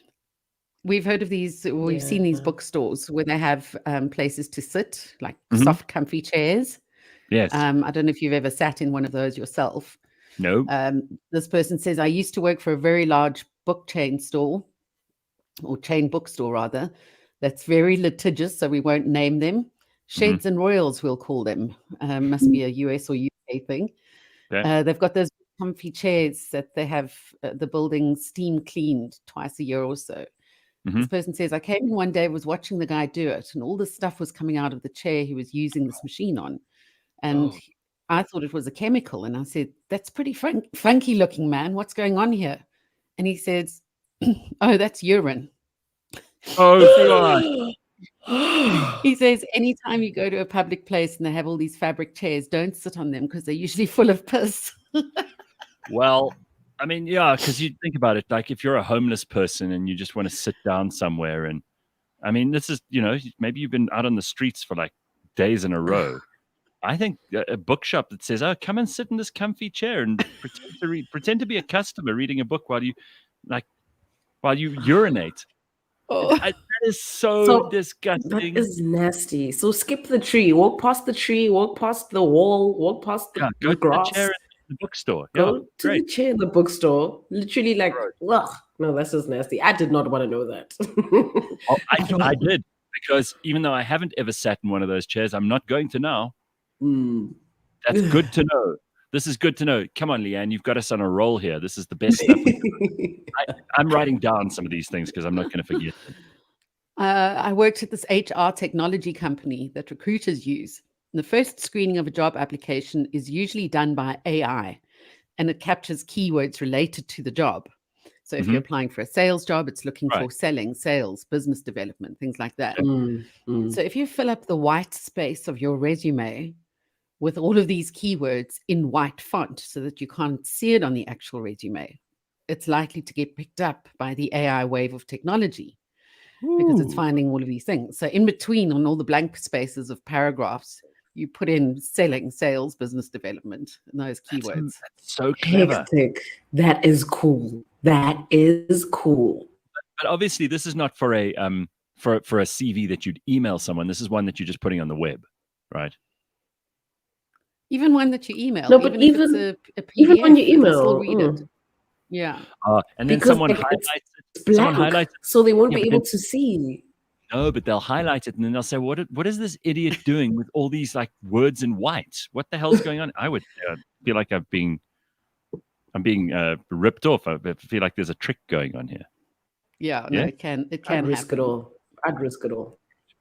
Okay. What else? Come on, Leigh-Ann, you can't leave us now. This is good. So this person says, I worked in quite a few restaurants in New York City. And I promise you this, if you've been to a restaurant in Manhattan, they have rats. They have rats. I did not say mice. I'm talking about big, huge rats. And why aren't you seeing them? Well, because rats are afraid of noise. So you don't see them while the restaurant's busy. But when you come in the morning, that's when you see them there. You'll open the restaurant and there are rats all over. I just want to point out that I have done a complete 180 on what I said at the beginning of this discussion, where I said, "Oh, you know, it's wrong when people leave a business that they share secrets." Now I'm all for it. I'm like, bring this. So far, every single thing you've said to me, this is great. Pitleng says those packing vlogs are my favorites. I'm now the go-to person for packing and storing things orderly, but I'm just a mess by nature, so my place is chaotic. Because I've worked in restaurants, says Parallel Parking, I only eat at restaurants where I'm now the cook or where I know the cook or the chef. Oof. Okay, very good. There's lots of others here. This one is from Sanela. Agreed. If you want good sound on Cliff Central, Gareth can't be in Mexico. Great life hack. I'm not sure what that means. Can we leave the past behind us, Sanele? Like, didn't you listen to Dr. Hanan? Don't focus on the things you can't control. It's out of our control, baby. Let's go. Well, the huge rats at Sun City, says Annette. Well, listen, where was it the other day? I saw one in our parking lot at Cliff Central. A big rat. It was about half the size of a cat. Yeah, it came straight from Alex, if that's the case. All right, I take that back. Carl says he used to put the word puss in white text on his email. It once got highlighted in the recipient's inbox because the unread email inverts the colors. Oops. You are such an idiot. Gary says, I will try to ask for extra salt or tomato sauce at any McDonald's or KFC, and you will get one. It's so irritating. Oh, so you only get one instead of them giving you a whole lot. Yeah, well, look, there's going to be reason to complain. Have you got any others for us? Someone says, I used to work for PlayStation. When you have a problem with your 4-5, I don't know what that is. I'm pretty sure they'll even service it in the 3s. Oh, your PlayStation 4, your PlayStation 5. It's worth $100. I think it might be $150 for the 5s to get serviced, because if they can't fix it, you get a refurbished unit. You don't have to replace your system. You get a refurbished unit. So that they don't replace it with a new one. They give you a refurbished one. That's not something that ever be useful to me. Skip. Designer handbags. No, it's not. Also not useful to me. Lebang's just left the conversation. She was so bored with that last one you gave us, the PlayStation one. She's like, what nonsense are you even talking? Okay, here's one. This person was an envelope machine adjuster, very specific. Whoa, it says the people that worked in the factory used to chew chewing tobacco, and they would spit their chew spit into the glue buckets, and that glue then went onto your envelopes. And that's what you lick to seal envelopes. Oh, that's disgusting. All right, so don't lick the envelope. Oh, gross. No, I don't use... When last did you use an envelope? And when last did you use an envelope that you had to lick to seal? I think when I was a kid. Yeah, it's been a while. It's been that long. Although we do it for birthday cards, don't we? Are those like... I do. I lick those. Okay, well, now you know what you're licking. That's all I'm saying. Someone says, when buying contact lenses, the same contacts that you get for 3 months or for 1 month or for 2 weeks or for 1 day are all the same lenses. But I didn't tell you that, they say. Yeah, someone said to me that apparently there are also these COVID tests that you can now get. And apparently they also don't expire as soon as everybody says they do. They usually last a lot longer. In fact, that's actually something that came up yesterday during this family gathering that I had. Apparently toothpaste does not expire, but yet a lot of them have expiry dates. Yeah. And the one thing that's irritating me at the moment, and I've mentioned it before, all of a sudden, cheese that you buy from supermarkets has this thing where it says once you've opened it, you need to eat it in this much amount of time. Never had that before. And the time span is 3 days. Are you telling me that you're going to eat as a single person an entire block of cheese in 3 days? Well, you could. It's what about the cheese that sits in those daily display cabinets, that they cut a bit off of? Those have been open. I think it's bullshit. You've discovered their ruse. Look at how upset you're getting about this. And they just want you to finish it so you buy more. Yeah. No, that's often the case. And medication especially, that they tend to put expiry dates on, but it's more or less a thumbsuck anyway. And if you've been keeping it in a cool, dark place that isn't full of like steam and water vapor and all the rest of it, it can usually last for a very, very long time. So I don't know. These expiry dates are all a bit iffy, but we're going to have to leave it there because it is time for Collectomania, one of my favorite things in the week. And we get to do this on a Monday morning. We get to speak to really interesting people. And I promise you, it's never, ever been the case that we've had anyone on the show. How's that stamp collector dude last week? He was phenomenal. That was we could have him on once a week, honestly. Yeah, absolutely. He was telling us such great stories about where these stamps come from, what kinds of deeds they were part of, how you can tell a whole story about what actually happened with a piece of land, for example, with all these stamps.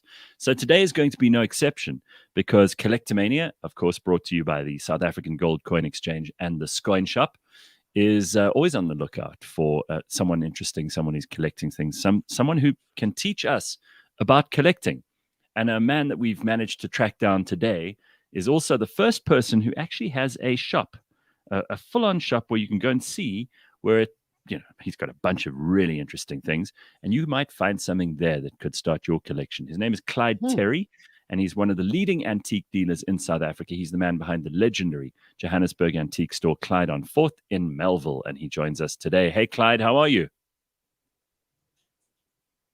Clyde, can you hear us? We can see him, but I don't think Maybe we can hear Clyde him. is using a gramophone. Maybe. I'll from see his what we can do. collection. I'm going to take him off and see if Simpiwe can get him back on without. I'm trying to think where that antique store is. Yeah, because you Melville. lived in Melville for a while. Yeah. You should know where it is. Oh, but they're exciting places. They really are. You must love them, Gareth. Oh man, are you kidding? I used to drive around Joburg just looking for these places. You know, before we could actually Google them and look them up. And sometimes you'd go into one, you'd find nothing. Sometimes you'd go in and you just want to buy everything. And sometimes you go in and you see that you can't afford to buy everything, and you just leave depressed and think about when one day when I'm really rich, I'll go and buy all that stuff. There's something so special about. I mean, I think of the tiniest thing that's just come to mind now. I bought it for my grandfather. My grandfather was born in 1915. And so for one of his birthdays, I went into an antique store and said, can you show me something that I can afford that was made in 1915? And they directed me to this silver pillbox, which I purchased. And since he passed away, his son gave it back to me. And there's something so special about holding something in your hand that was made such a long time ago. And you just imagine how many people used it throughout the years and what they put in there. It's a weird feeling. I don't think there is a word for it.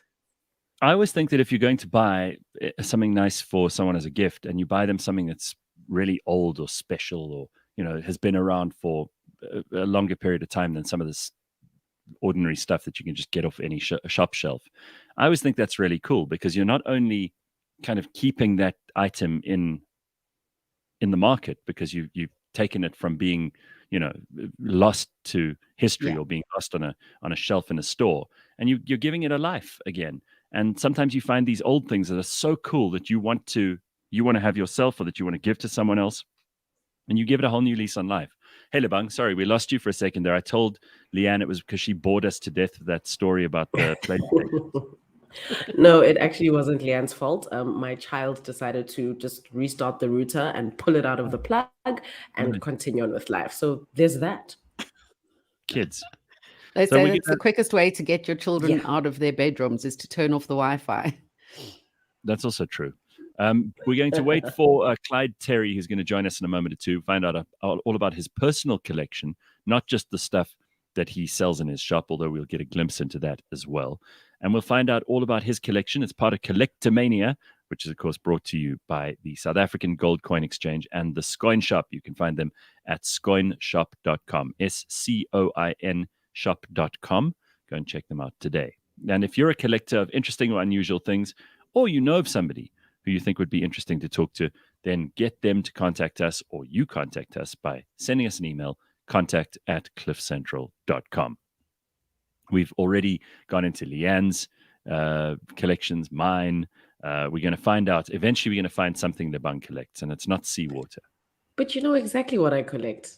Little tiny humans. Come on. Yes, sure, exactly. It's not like you put them on a shelf and dust them off every couple of months. That's a non-stop project. That's the most difficult. I should think about that.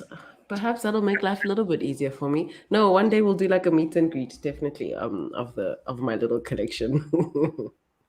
So a lot of people very freaked out, Leigh-Ann, by your envelopes that if you lick them, you're going to get some kind of other person's spit or whatever. Now, Robin says you get these little water sponges to do your stamps or your envelopes. You do. Water sponges? Yeah, you do. Kind of like those, you see them at some shopping centers. The packers will touch these water sponges to get some traction to open up your packets. It's similar to that. You kind of dab your stamp or your envelope onto that. Darren is agreeing with you, Leigh-Ann. You got very emotional about the cheese. Cheese takes months to go off or go bad. I've usually kept cheese in my fridge until it starts growing shit on it. Then I throw it away. Yeah, and I mean, we even buy cheeses that do have shit growing on it because that's how we like it. But I understand that's in controlled circumstances. But I'm the same. I mean, really, and I'm usually very fussy with expiry dates, but with cheese, I think it's a farce. Well, Pihleng agrees with you there too. The cheese one, I've tried. It's a lie. It stays fresh for way longer. The trick is for you to buy more. That's exactly right. So lots of people agreeing there. All right, don't fall for the cheese stuff. We're going to just wait a little bit longer, see if we can get Clyde on. I know Simpiwe is working on that in the background, so we can talk to him about his collection. And Shame, I don't know if you saw. I mean, I'm a huge fan of Seinfeld and of Curb Your Enthusiasm. Do you remember George Costanza from Seinfeld? Do you remember his mother? Oh, yes. George. Do you remember that old lady? Yes. I think her name was Elaine the funny Harris. One. Yeah. Well, they were all pretty funny, but this one, Elaine Harris, I heard that she died today. So, it's just worth mentioning Elaine Harris. I'm going to find a picture of her for you quickly. And she was George Costanza's mother. Let me just see if I can. She's been in a lot of quite a few things. Yeah. Estelle Harris, not Elaine. Estelle Harris. Estelle. George Costanza's mother. I'll just find a more kind of outdated pic because I don't know what she's looked like recently because she was already pretty old in Seinfeld. Yeah. And so, I mean, she seems to have had a pretty good innings, but here's a picture of her so that you can see who we're talking about. Oh, that's not her. That's a clock. It's definitely not her. Doesn't look like her at all. Right? Very antique. Sorry, that's not her. All right. Imagine if I said here's a picture of Lebang, who is on the show, and I showed a picture of a clock. Of a clock. Like an old ass clock. An old ass clock. All right, here she is. Estelle Harris. She died today. And she was most well known for her role as George Costanza's mother. There she is. But also, and she had like a squeaky voice. She was like, the worst voice. George, I don't want to go for lunch at the deli down the road. Can we go somewhere else? Yeah. Like that. That was her voice. That's exactly it. Fair enough. It's a close approximation, Lebang. It's not as good as that. My fridge is a controlled cut that mold off the cheese and it's good to go, says Inga. All right, very good. Yeah. I'm going to leave the cheese discussion for another day. Clyde, how are you? I'm very good, thank you. There he is, Clyde Terry, ladies and gentlemen, the leading antique dealer in Melville. He's also someone who's well known to anybody who's been in Melville and has shopped at Clyde on 4th, a legendary Johannesburg antique store. It's a great pleasure to have you on the show this morning to talk about collections. You're going to make me blush, but thank you very much anyway. This is a great intro. Well, Clyde, I mean, I can even see, are you in your office at the moment or are you at home? No, I came to the shop because you wanted good Wi-Fi, so here I am. There we go. You have good Wi-Fi, but you've also, I can see a couple of paintings there, and I'm sure you'll give us a little look around. How long has Clyde on 4th been in operation?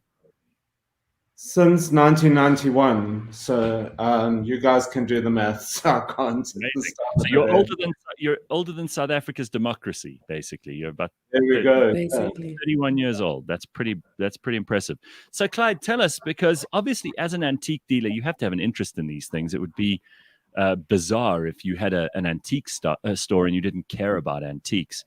But collections are such an interesting way of gaining insight into someone's personality. And I'm sure for you, collecting things and being interested in certain collections started long before you opened up the shop. Yes, absolutely. When I was a kid, I grew up in, most people would relate to Margate, but it was Ramsgate, a few minutes from Margate. And there was a little shop there called Ramsgate Relics and Antiques. So whenever my mom was late picking me up from the bus, she knew I would be in that little antique shop, nosing around. And there was an old lady there, Mrs. Quarry. Well, she wasn't that old then. So, yeah, she had a great shop. And she used to go to Taiwan and buy things off the ships to sell here on the south coast of Natal. And she just filled my head with really fantastical stories. So I think it did start at a very young age for me. And I do think that antique collecting as a dealer, you are passion driven from something in your life. You know, you have to be, because it's a very passionate industry to be in. And what was it that you saw at this shop? What kept you interested? Because most kids don't go into, antique shops. Most kids hate it when their parents say, "Oh, we got to go to the antique store. We go to the furniture store, or we're going to go and look at these little nicks and knacks." What made you interested as a child? I think generally speaking, it was Mrs. Corrie was an incredibly interesting person, you know, so she kept telling stories of what she had found. And I think that's the history side of things that had me quite intrigued, you know, where things came from. And I remember she had an Art Deco Clarice Cliff tea set there that was for really, really very cheap at the time. And she was like, she hates this Art Deco stuff. It's not her thing, but it keeps selling. And, you know, so she had some great stories to tell always. And as a young person, I guess it was quite magical to be involved in all the stories that she constantly sort of weaved in my mind every day when I was in there. That's beautiful.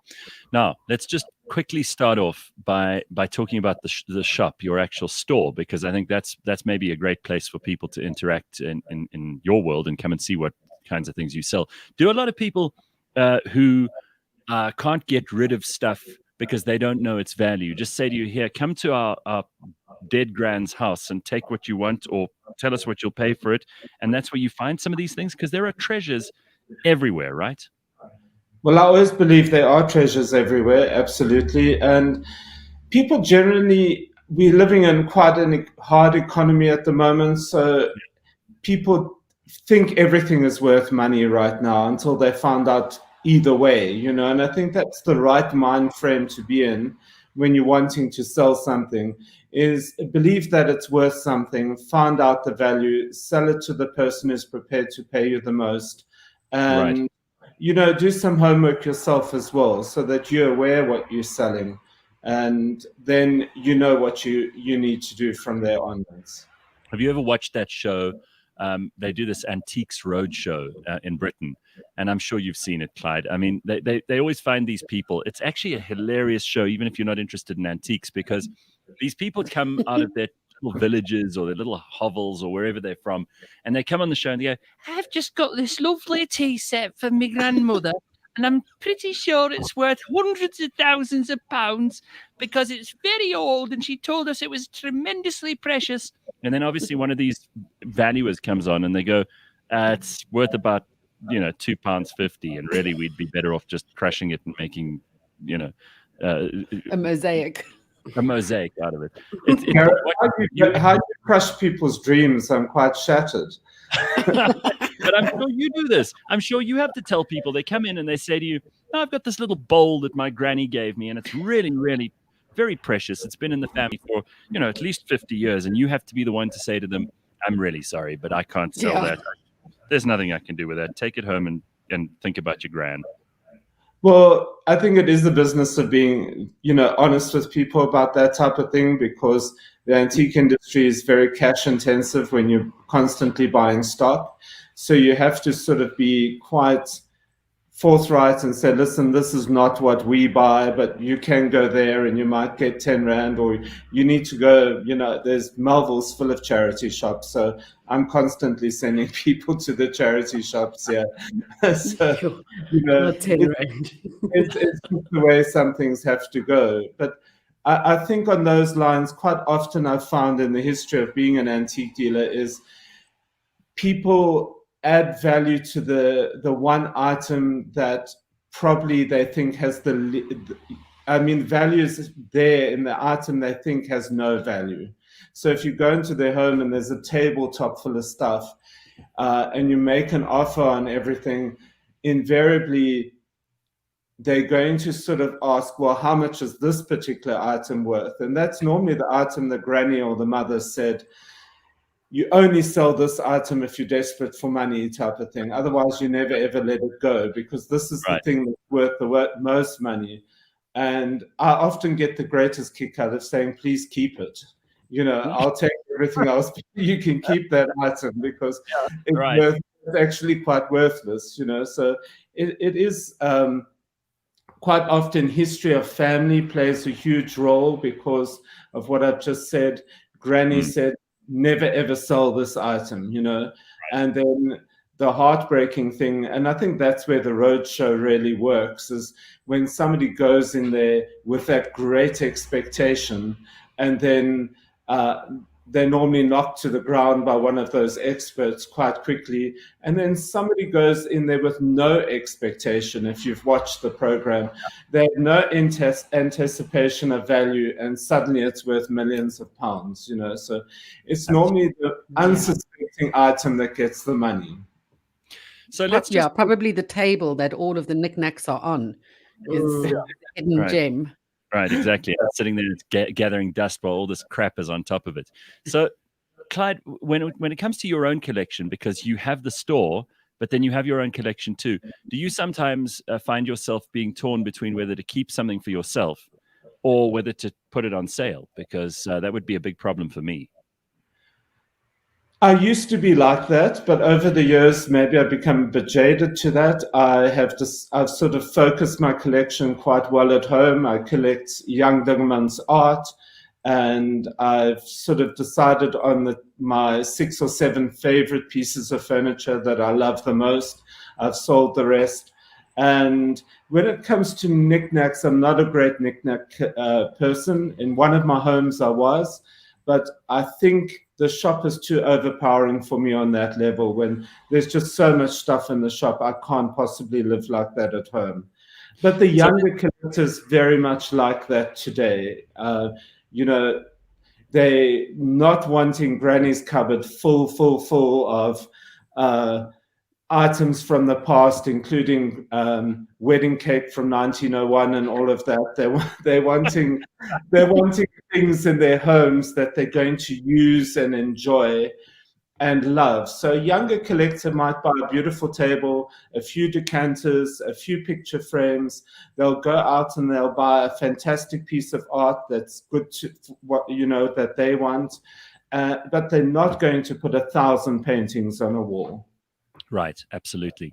So let's go through some of these things that you've sent us pictures of, and you can maybe just talk to us about these. And you also can tell us whether they're in the store or whether they form part of your own personal collection. What is this lovely cabinet, and where does it come from? Well, it's English, and it's Victorian walnut chiffonier. So it's got its original marble slab. Most of what I sent you is from the shop, to be honest with you, because I didn't have many images in my own collection on my computer yesterday. So this is a beautiful walnut chiffonier, and it's Victorian, so it's late 1800s.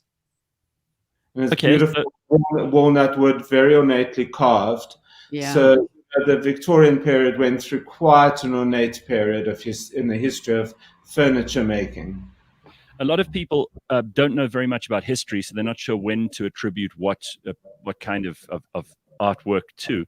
I mean, it must be interesting too for you, if you're a fan of history, to be able to look at something and go, well, this is Georgian, or this is this is a Queen Anne type thing, or this is Victorian, or whatever it might be. For me, that also helps give it some context and some character. Many pieces have transitional detail, and other pieces are quite pure.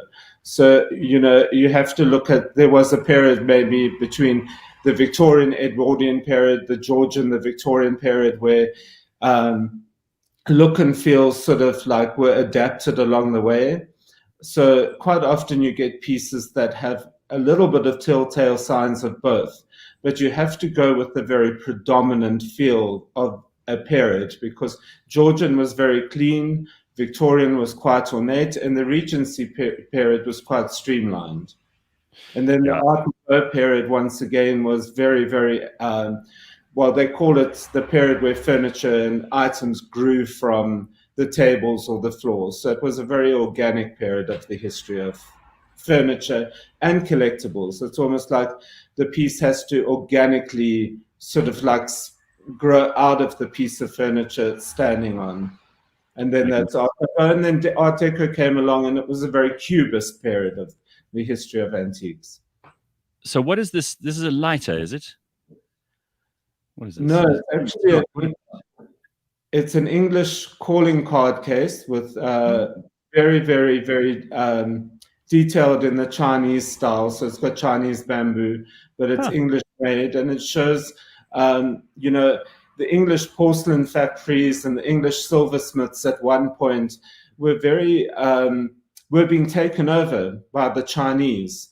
A huge amount of Chinese potteries and silver was being imported into England, and the English silversmiths and Chinese China makers couldn't actually keep up. So they then realized that times had changed and they had to sort of adapt. So they started bringing in the chinoiserie feel to everything. And hence, this is an English piece of silver, but it's got a very, very detailed Chinese feel to it. Chinoiserie, I love that. Well, chinoiserie is an interesting word because it pertains to a lot of Chinese things, but it also pertains to a period after the recession where the China market and the porcelain market became very, very sort of gay and happy, and a lot of China was over-covered with flower detail, and that was also once again called chinoiserie. So it was very, very happy. It was transferware brought over from China, and it was just bowls and plates and tea sets really covered with very happy floral, like you've wandered into the West Coast Park at the right time of the year. I love that you could give something like this to someone as a present. It's a beautiful little card holder. We still occasionally people still use business cards, right? So there's a modern application for this now, and you could have something that's truly lovely like this. Well, I think, Gareth, where you've hit the nail on the head once again is that's what people are loving to do today, and it's quite a lovely feeling I have in the shop sometimes. I have a gentleman coming in at the moment, and he's buying Royal Dalton character jugs, which are I shouldn't really be saying this, but they're really quite ugly little things. And he's decided to turn them into pen stands, and he's bought like maybe 10 or 12 of these, and he keeps giving them. It started with his grandchildren, and now he's giving them as corporate gifts full of pens to clients. And I just actually love his mind, you know, because I think as an antique dealer, part of what we need to try and find is a modern day use for something, because the young generation wants to use and love things. I can sell a Royal Albert tea set to somebody today that's never been used, but it will be used within the next 24 hours, because this generation want to love, enjoy, appreciate. If something breaks, they're not too fazed about it. Whereas the older generation, if something broke, they were quite, you know, my mom included, they would get so upset about a breakage of a plate or something. But today, I think people just want to love, they want to enjoy. And, you know, South Africa came out of lockdown with a huge high tea drinking period, and it's still going through it, where people just want to buy porcelain teacups and saucers and have high tea parties at home, maybe because they couldn't go out. They just decided to have these parties at home. So we were just selling hundreds of tea sets all the time for people. And then this trend came along of Harlequin tea sets, which is basically buying 10 different cups and saucers and sort of like mismatching them, and not really worried then if you break one, you're not concerned because you're not breaking a set that way. We had someone on just a couple of weeks ago, and she was sharing her tea sets, and she had a table full of them. And she also said exactly what you've just said now. She doesn't mind if one or two of them break along the way, but she does want to use them. They're not going to sit in a cabinet and gather dust, which is such a good point. While we're talking about tea sets, is this an example of one of the kinds of tea sets that you've been selling? Yeah, now this is to some people quite a grotesque pattern actually, but it's called Senorita. It was made for quite a short period of time. Maybe it's quite obvious why, but it's a very popular pattern with Royal Albert teacup collectors at the moment because it's quite a rare pattern. So its desirability is quite high. Very nice. What is this? While we're talking about those Royal Dalton character mugs, this looks beautifully painted, but it also looks like it's a little bit of a strange color combination from the pinks and purples to the greens and yellows. Slightly garish. Yeah, what's going on there? So what you're really getting is typical of the Art Nouveau period. You're getting a piece that's growing organically from a table. It's by a maker called Royal Bonn, and it's porcelain and it's hand painted, and you're getting that growth, you're getting those flowers there. And I think the top is meant to really typify a sky period or a background of arches or something like that. You can never really know, but it's quite beautifully decorated. The orchids are all hand painted below there, and it's one of those unique items because normally porcelain clocks can be quite bland in a way, but this one is overly decorated. It's from a German factory. What sort of price would this fetch, and what would you sell it for? Well, this one costs about 5,000 rand, but it has been serviced and the clock is working and all that type of thing, which adds quite a lot to the cost of the item. Yeah. All right. What is this corgi doing? What is this? Well, I could tell you a fantastic story because you like to joke around. So sure. I came out of lockdown not quite sure how to operate my business. So I heard that people were pumping stuff onto Marketplace. So I thought, okay, let me try this Facebook Marketplace. So I put this particular dog on Facebook Marketplace, and he's Royal Dalton. He's made in 1922, and he's by a particular porcelain maker. And he's got a name after a famous dog because the Royal Dalton factory made all their animals were generally after dogs that had won awards and stuff like that. And my first question in Marketplace was, can I come and collect the dog? So I said, well, actually, we're still under lockdown, so we're having to courier items to people. We're in this new section where the business can be open, but we can't have people in the shop. And she said, well, okay, I'll contact you later on. And a few months later, my phone rings and she says, well, can I come and see the dog? I'm in Melville. So she comes into the shop and we have the dog on the counter and she says, no. I was wanting a real dog. Oh, God. But it doesn't stop there. I leave the dog there. And a while later, I get a message from a guy in Klerksdorp and he says, sir, can you tell me, has this dog had all its inoculations? Oh, man. I'm quite stupefied because it's added under antiques and collectibles. I don't know if Marketplace sells pets. I really don't know. But, so I then think, how can I answer him? So I say, yes, it had all its inoculations from 1915 to 1922. And then it went silent. So kudos to Royal Dalton for making dogs that are so realistic. But it's one of the things that I put out to people where Royal Dalton figurines and character jugs, very hard to sell. But for some reason, the Royal Dalton animals, people do like to collect them. I think it's one of those things we're all very attached to our pets. And part of they must have made an absolute fortune in the 1920s around there, because it seems to me that there are women of a certain age who maybe many of them aren't around anymore in South Africa, but they used to collect these things, and some of them were really, really, I mean, they're just a dime a dozen. Is that why they're hard to some of them are full size. I mean, it's difficult to tell from that picture if it's a little trinket or if it's a full size. Well, this is a small version. Yeah, you get 3 or 4 versions size-wise. So he's a small version, this one. Okay. Yeah. I think sometimes the bigger ones lose the this one, you know, it has more sort of feel of the real one. Sometimes the bigger ones sort of lose that. That's just what is I this? remember my gran had 2 tall, life-size, very upright and proud Dalmatians. I seem to remember those from. So that person that you're speaking of, Gareth, they your exist. grandmother. Yeah. So, Clyde, what about this? This is a perfume bottle, also Art Deco, right? Well, in actual fact, I put that there because it's we import these from France, but they were developed during the war, and lots of the antique factories made them. Sort of Gallet made them, Limoges made them. Lots of famous factories made these for a French factory. It's now called Maison Burger.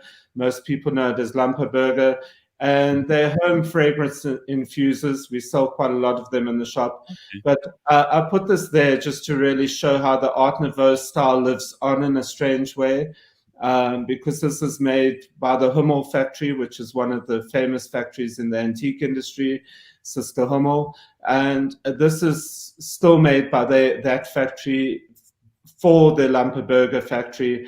And once again, bringing in the old styles, because it is an old thing they do. I think I sent you a contemporary one as well to show you how they sort of crossing over from the antique collector who would buy this particular one, which is called the Four Seasons.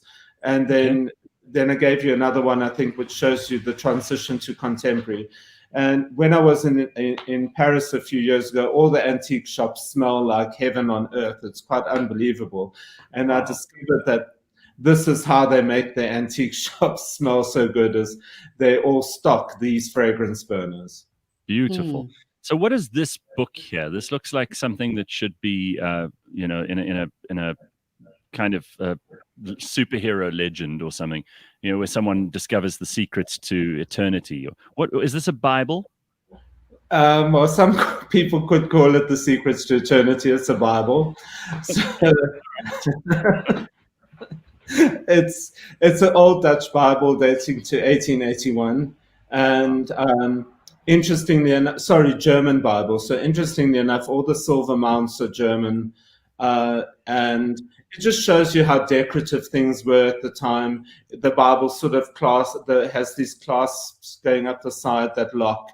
And, it's quite an interesting item. Lots of people do collect Bibles today. South Africa, a lot of people collect the Dutch Bibles more so than this one, because this is a German one, yeah. Beautiful. And then obviously these would sometimes be inscribed by the families that used to have them with, Often you have the history of the family inside, yes, who owned it for how many generations would be written inside and that, yeah. Now, I know we could probably spend hours and hours, and I know if I were in your shop, I would spend hours and hours looking at everything. But we've got time for just one or two more here. What is this beautiful piece of jewelry? Well, it's a love knot bangle in solid gold. So I quite like it because I think quite a lot of people are looking for symbolic jewelry in their lives. So it symbolizes love, being the love knot, and it's gold has come back in quite a big way. So gold has this essential metal value, plus it has its antique value. So in the antique industry, I always advise people, don't go and scrap your jewelry, because there you're going to just get your meltdown value. Some pieces are worth meltdown value. But if you have genuine antique jewelry, just go and find out what it's worth in the antique industry. And similar to silver as well, some small pieces of silver are worth 100 Rand in meltdown, but thousands of rands in terms of antique value. Phenomenal piece of advice there, and really, really useful to people. So rather than rushing to go and sell it to a jeweler who's going to melt it down, perhaps come and speak to people like Clyde who know these things and can look at it and say, well, actually, maybe worth your while to try and sell it rather. Just as one last thing, because it's always an interesting question to throw to collectors, and since you are now mostly involved in the shop and not so much in collecting yourself, even though you have said that you have certain things that you still prioritize in your collection, anything that you've, in your years of running the shop, anything that's come in there and you've thought, oh my God, this is absolutely extraordinary, this is probably the most valuable or the most special or the most historically relevant thing that I've seen in South Africa? What's the thing that you always think about and that gives you the most joy when you consider that it came through your shop? Well, I have three stories along that line. Years and years ago, I went to an estate in Ethel Oakland's area, and the house, the contents of the house were actually quite boring. But But there was one incredible piece of furniture, a piece of furniture that is actually, for me, quite mind-blowing, because you don't get a lot of Art Nouveau furniture in South Africa. And it was just a spectacular Liberty Art Nouveau display cabinet, absolutely beautiful. And during the conversation, I sort of said, listen, nothing has value, but the cabinet is something that you'd really get good money from. And the family said, well, just before the father died, he gave it to the nurse. Oh.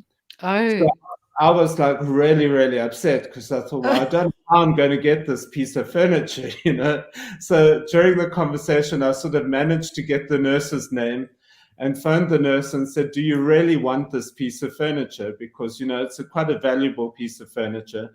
And she sold that to me. So, I just sort of like pursued that until I got it, because it was such an incredible piece. And I still know the man today who bought that piece of furniture. Then many, many years later, I was living in a building in Parktown North, and I was invited to tea in a lovely old lady's home. Yeah. And she had a vase of plastic flowers in the corner of her lounge. And you couldn't see the vase. It was just pouring with these beautiful, beautiful roses. And I sort of at some point bent down to do a shoelace. And as I came up, I noticed this most incredible vase hidden by these flowers, And I said to her, Mrs. Finkelstein, do you know this vase that you've got all these flowers in is really, really a valuable vase, And she said, yes, my dear, I know it's I can't remember what she said it was. And I said, no, it's definitely not. It's a Moorcraft vase from England. Mm-hmm. Anyway, she invited me to tea a few days later, and all the flowers were strewn all over the table, and the vase was there. And she said, right, tell me about my vase, And I'm going quite a long time now, but we ended up selling the vase for her for about 25,000 Rand at the time. Wow. Good heavens. It's just one of those interesting things that sometimes you sell something that you do regret selling. And those are two of the items that I sort of often think I should have kept for myself, that I loved them so much. I pursued them quite a lot to get them. But in my mind, I knew a client I wanted to sell them to at the same time. So it's quite a difficult game to play, which is why when we started this conversation, I sort of know what art I want in my home now. Sometimes I'll upscale it. I'll sell... I will see a painting I really want by Young Dingemans, and then I'll sell 2 or 3 to get that one. That's exactly what we have to do. I've only got so much wall space in my home, and I don't want to live that over-cluttered life, So I can't live in a shop like this full of stuff. No, I know it's very difficult, but I'm glad you were honest about it, and you shared that very peculiar difficulty that so many people who collect have to deal with, where you go, I could sell this and maybe I should, because actually it's just going to sit in my house all the time, or I need this so badly that I'll sell all the other things in order to keep it. But Clyde, it's really great to have you on, and thank you so much for sharing your stories with us. Clyde Terry, and you can go and visit Clyde's store, Clyde on 4th in Melville. I appreciate your time this morning. Thanks very much for being part of Collectomania. Thank you very much. It was a pleasure. Bye. Good to see you. Thank you, Clyde. Wow, what an interesting story, and what an interesting guy. If you're a collector of anything really cool, unusual, interesting, a little bit bizarre, or if you know of such a person, then let us know. Contact@cliffcentral.com. We want to share their mania with the rest of us, because we're all collectomaniacs at some level. Collectomania brought to you by the South African Gold Coin Exchange and the Scoin Shop. You can check them out at scoinshop.com. And we will see you tomorrow, 6 a.m., bright and early.